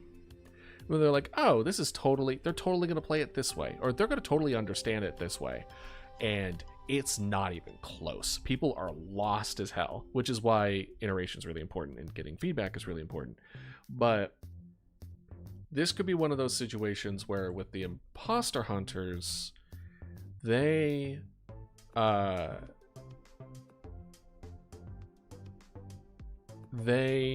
allow a much more like, hey, did you know that things were off? Assuming like, hey, you know that wasn't a real person, right?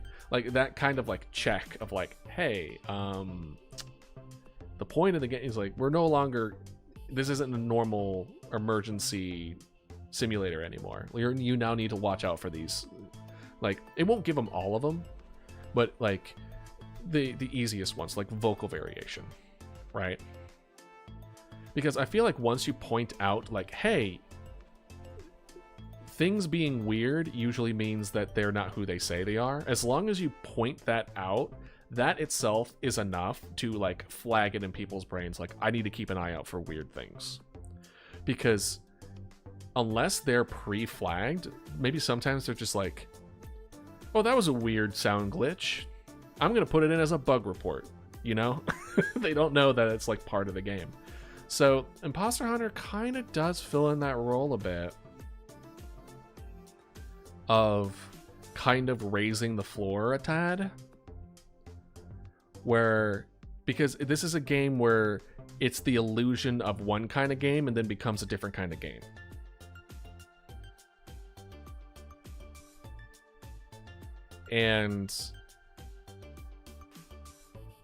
But we would have to play it real careful, because I don't think people really don't like being treated like they're stupid.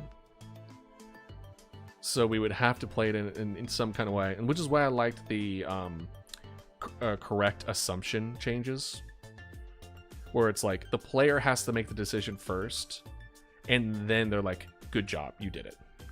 Listen, I know people are stupid.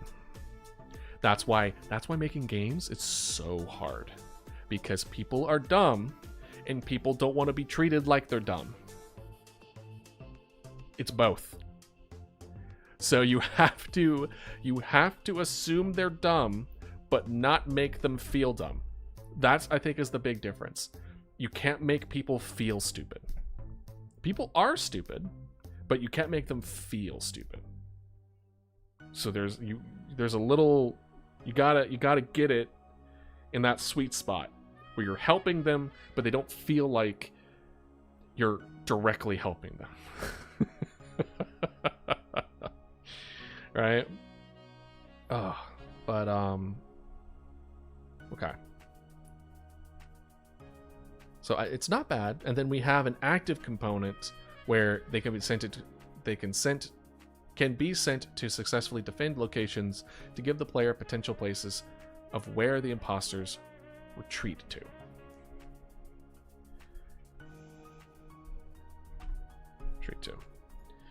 So it doesn't tell them exactly where they go, because that would be too much information. So giving them being like, hey, they went north. So now any house north of that location is now flagged in your brain.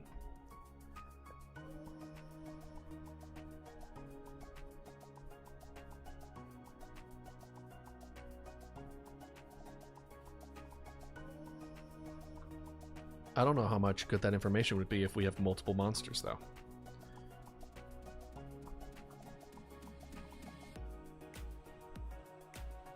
I don't know.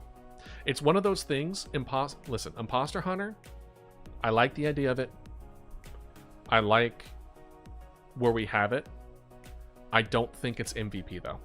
I don't know. I don't think Imposter Hunter is absolutely necessary for the minimum viable product. I want to add it as a one. If we can get everything in within the timeline, then we can put it in there to help raise the floor and then help guide the player. But as far as making the game, if we took out Imposter Hunter, it would still be very much the same game. So we're going to add it as like one of the first things that we can add if we have the time. Because I really do like it. It gives the player a sense of agency, because I mentioned it in the very, very, very beginning, where that feeling of powerlessness is often amplified when you first give a player the sense of agency, where they feel good, they feel like they have a lot of resources, they have a lot of information. Losing all of that, it raises the ceiling so that the drop is that much harder. And this is one of those ones where it would really be like, you have all the help, but it doesn't matter. You're still gonna lose. It could also potentially be a good DLC. Just a guy drives in in a van, totally not the Scooby Gang. Be like, we heard that there's something happening around this area. That'd be funny. Yeah, mystery machine. Oh man. Okay. Wrong emergency vehicles utilized will be lost. People dealing imposters or police. Background voice. We have the vehicles. Oh, we were on vehicles. That's right. We were talking about fire trucks and how I was essentially utilizing fire trucks as essentially a totem. But you know, I still do like that mechanic. Look, I want this to be like scary and there's dread and powerlessness. I don't want it to feel unfair, where you feel like you make one mistake and now everything is ruined. That feels rough. That kind of sucks, where it's just like, oops, I made one mistake and now everything is going to shit. Granted, that's a balance issue. We need to make sure that the balance is good so that like making one mistake doesn't cause, we don't want the drop too steep. right? Where you make one mistake and then bam, everything goes bad. You want a gradual slope that gets steeper. You want a was it a log curve?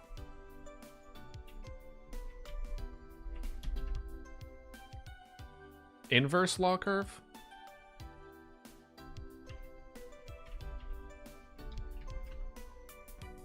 No. Kinda? No. Maybe it's E. I don't remember. I'm losing my math comparisons. Just a slow progression and then steep. You want exponential.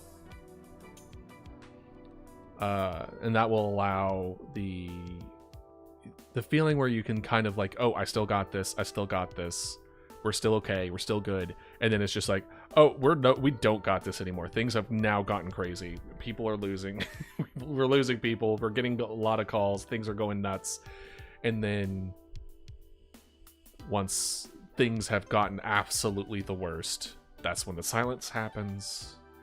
That's when the dread hits. And that's when you lose. So fire trucks allow that little buffer as well, where it's just like you can make a mistake here or there, but you now don't have a fire truck. Meaning, if you need to help somebody to get to somebody, you don't have access to that anymore. A house is on fire, you don't have access to that anymore. That means people are dying quicker as soon as you lose your fire trucks. And it allows people to be riskier in the beginning, which is that feeling of agency that I was talking about, where people have a lot of resources and they just kind of do it willy-nilly. But then, because fire trucks allow you to be risky, because it's like, if it's wrong, I just lose a fire truck, who cares? But then you start losing your fire trucks, and then you no longer can make risky moves anymore, because if you're wrong, you lose all of your vehicles. You don't lose one or two, you lose all of them. And there may be situations where it's just like you want to send like an ambulance and two police cars, but that's most of your force, and you don't want to lose it. But you were too buck wild with your resources before, and your fire trucks got rid of way before you really needed it to. So I like it. Accumulation of stress. Aesthetics.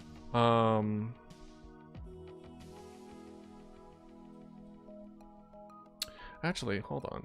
The 911 stuff that I did before. What?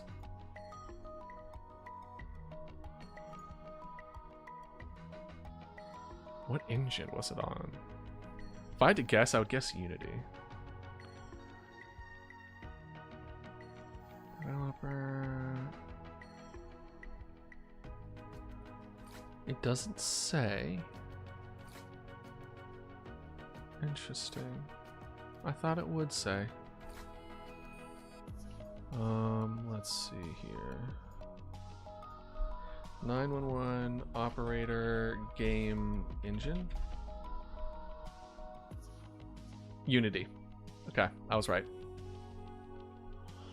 It seems like a Unity game. It certainly doesn't feel like an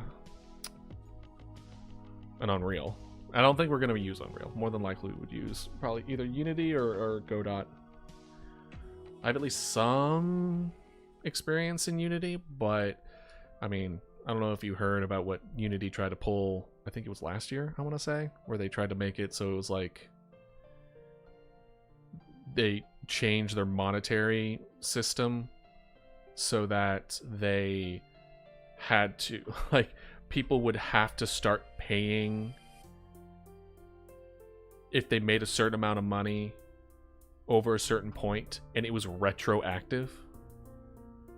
Meaning that at any point, if you used an Unity engine, you would have to then pay them money after the changes, even if you made the game like 10 years ago. It was crazy. People were frothing at the mouth, understandably so. And they retracted it. They were being like, haha, just kidding. Just testing the waters. But because of that, a lot of people, including myself, I'm kind of like, do I want to use Unity? They might try to pull it again. So that trust is like gone. So that's kind of, that's what I would argue that's one of the reasons why Godot has been kind of blowing up, is because like they're just like, well, I don't want to use Unity. So Godot is growing and being pretty good, so let's see what they're up to. So but we'll make a decision on that later. Let's see. So we did genre, story, mechanics, different types of calls. We will need to send support. Don't send support. It's just like, you don't need to send it. It wasn't an emergency. Considered not an emergency, so no one is sent. But then you might have situations where you don't need support, but there's an imposter, where it's just like, I can't find my keys, and then you hear like a window being broken into in the background or something. Where it's just like, time to send a cop. Just feel like, darn it. Also, the different calls, we could have a lot of fun with those. We can make some really stupid ones if we really wanted to. Just probably shouldn't make it too goofy, because that would kind of ruin the feel of the game. Mechanics.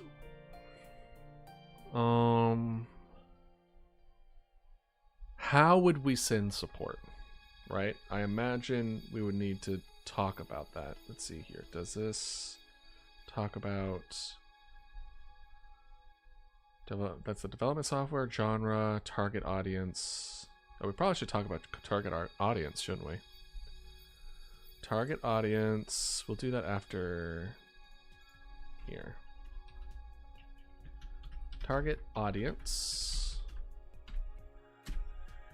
Target audience are people who enjoy horror games that make you think, that make you utilize critical thinking. Is that equivalent? You're calling it as intuitive grasp of mechanics. The game is marketed to at least casual game players who are up to puzzling challenges, as well as more veteran players for solving complicated problems. Okay. I feel like this is accurate. People who enjoy horror games that utilize critical thinking.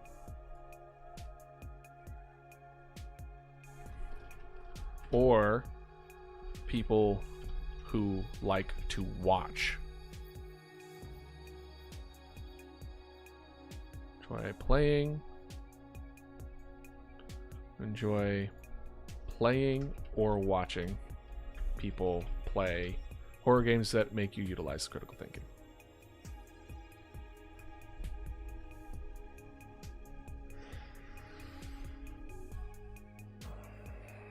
And that's kind of why I like the way that this game's kind of panned out, because back in the beginning we were talking about how we want to be able to cover fun playing, fun watching, and fun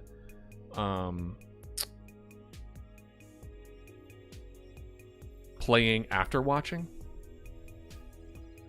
I don't remember if you were in the chat by that point, Lux, but I feel like you were.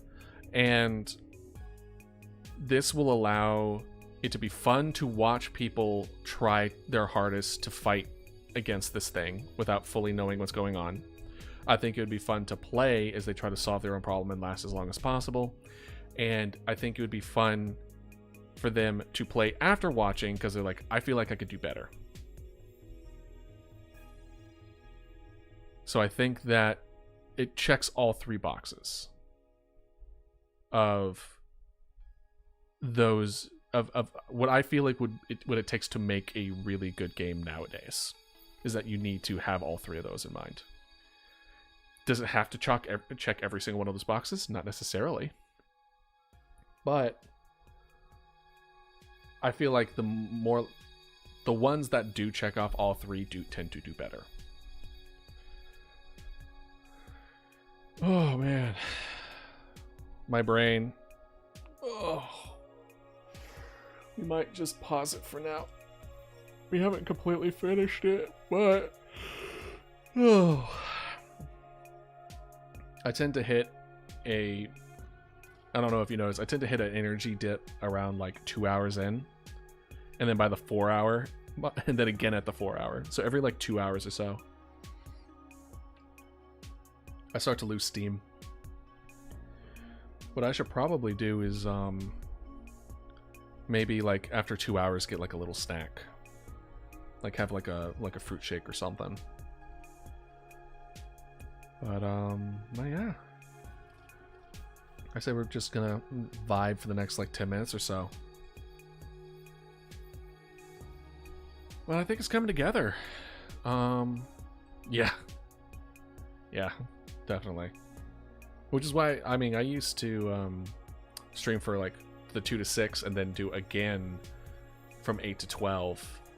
And between this and trying to set up the YouTube channel and then trying to like put up like work on the stream so that we have like all the, you know, things that a usual stream would have, like custom animations, emotes, and all that other kind of stuff, that I was like, I can't balance everything. Which is why it's now just 2 to 6, and then I can work on all that other stuff as well, and it will give me more time. But yeah, no, this is coming together. It does suck I won't have Friday to work on this again, because I feel like we need one more good day of this design document to get it ready to go. But that's okay. We can work on this. We can work on this Monday. I doubt Sunday. Maybe we might be. I might do a late stream Sunday, because I can see visiting my mom earlier in the morning. She lives like a good couple hours away. And then she did mention she might come into town instead. And which in that case, I don't see why I wouldn't have just a later stream. But keep an eye on the Discord. I'll at when I'm going live, as well as updating if I'm not going live. But because if we do Sunday, if we manage to do Sunday, we might be able to finish this then after we go over our weekly review.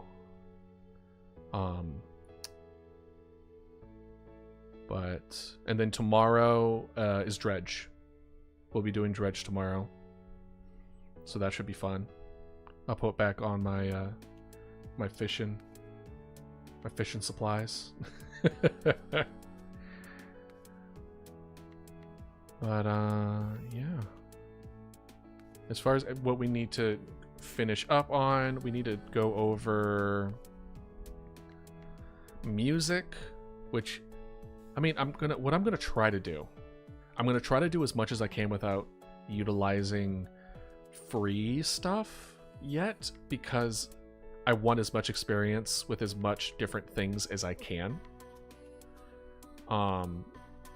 But with the time limit that we have for ourselves, that just might not be feasible. So in that case, then there'll be like specific other things that I would focus on of trying to learn, and not everything at once, which is my usual MO, is trying to learn everything at once, but then it takes me forever. So utilizing free 3D assets, utilizing free music, utilizing free sounds. Looks like I don't have to add, since we're going down this. No, maybe baby crying we would still utilize in this game, because I remember mentioning that before. Like talking with my friend to see, like, can I record your baby for a game? but maybe. But I think doing the next best step for me at least is watching gameplays or even playing the game itself for 911 Operator and using it as a case study of how do we want to design this to move forward? Like, what do we think? Like, is this one good? Is it feel good? Do we need to adjust it a little bit? It also looks kind of like a good market to have a game in, because it really did seem like there's only like 2 and it's the same publisher that made this kind of game that we're making here. Like, that's kind of the best place you want to be, is one that's not flooded. You want one where it's like cool. People who like 911 Operator sims are going to want to play this game. Potentially. Because they don't have a whole lot of like other options, which is really bad to say. That kind of makes me feel a little bad, but like it's like, well, you got nothing else to eat, so it doesn't matter if you're picky. And then we need to decide aesthetics, but I don't see us going too hard on that. I like the idea where it's like a little pixelated. What would be even better is if we found a way to tie it into like real life events, like a small town that went missing, where like people just disappeared, especially if there was only like one survivor or something. That would be pretty cool. There's usually a really cool way of tying things together and having it feel like it might be real. The main character we can go a little bit more into detail on, but I feel like with the story aspect we kind of covered all that. We'll need to go over like interface. That we definitely need to do. We'll need to go much more to detail with features as far as how do we want the math to line up, as far as how essentially the AI behavior of the imposters, right? And how we want to go about choosing and utilizing the calls that come in. You know what I mean? So like, we need to be able to make enough of them so that they feel real, but we don't want to spend most of this timeline making that. So we need to like find ways to make it really difficult for it to double up, and yeah, especially if it's a fight against time, where there isn't like a set time for a set amount that they interact with, where we could play along with that. It's literally like they could play for 6 hours potentially, depending on how we design it. So we would need to figure that as well, is how do we mess it up a little bit? How would the normal ones feel like? What would the bad ones look like?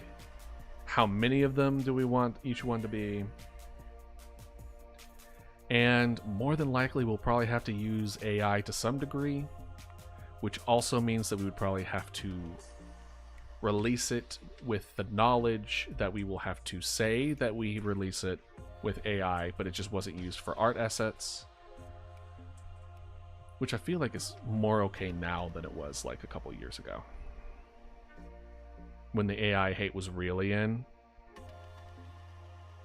Like, if you have any kind of AI, people just hated it. So we'll see. And then just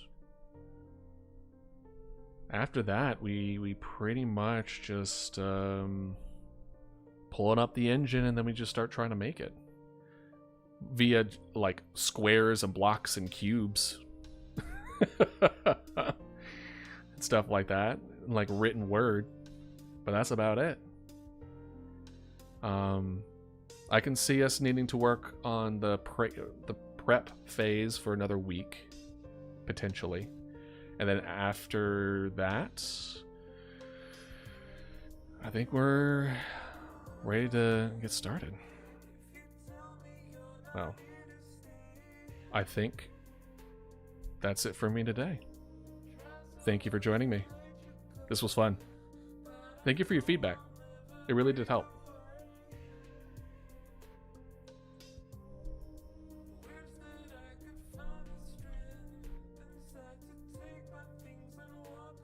But yeah, I hope you have a wonderful day and take care.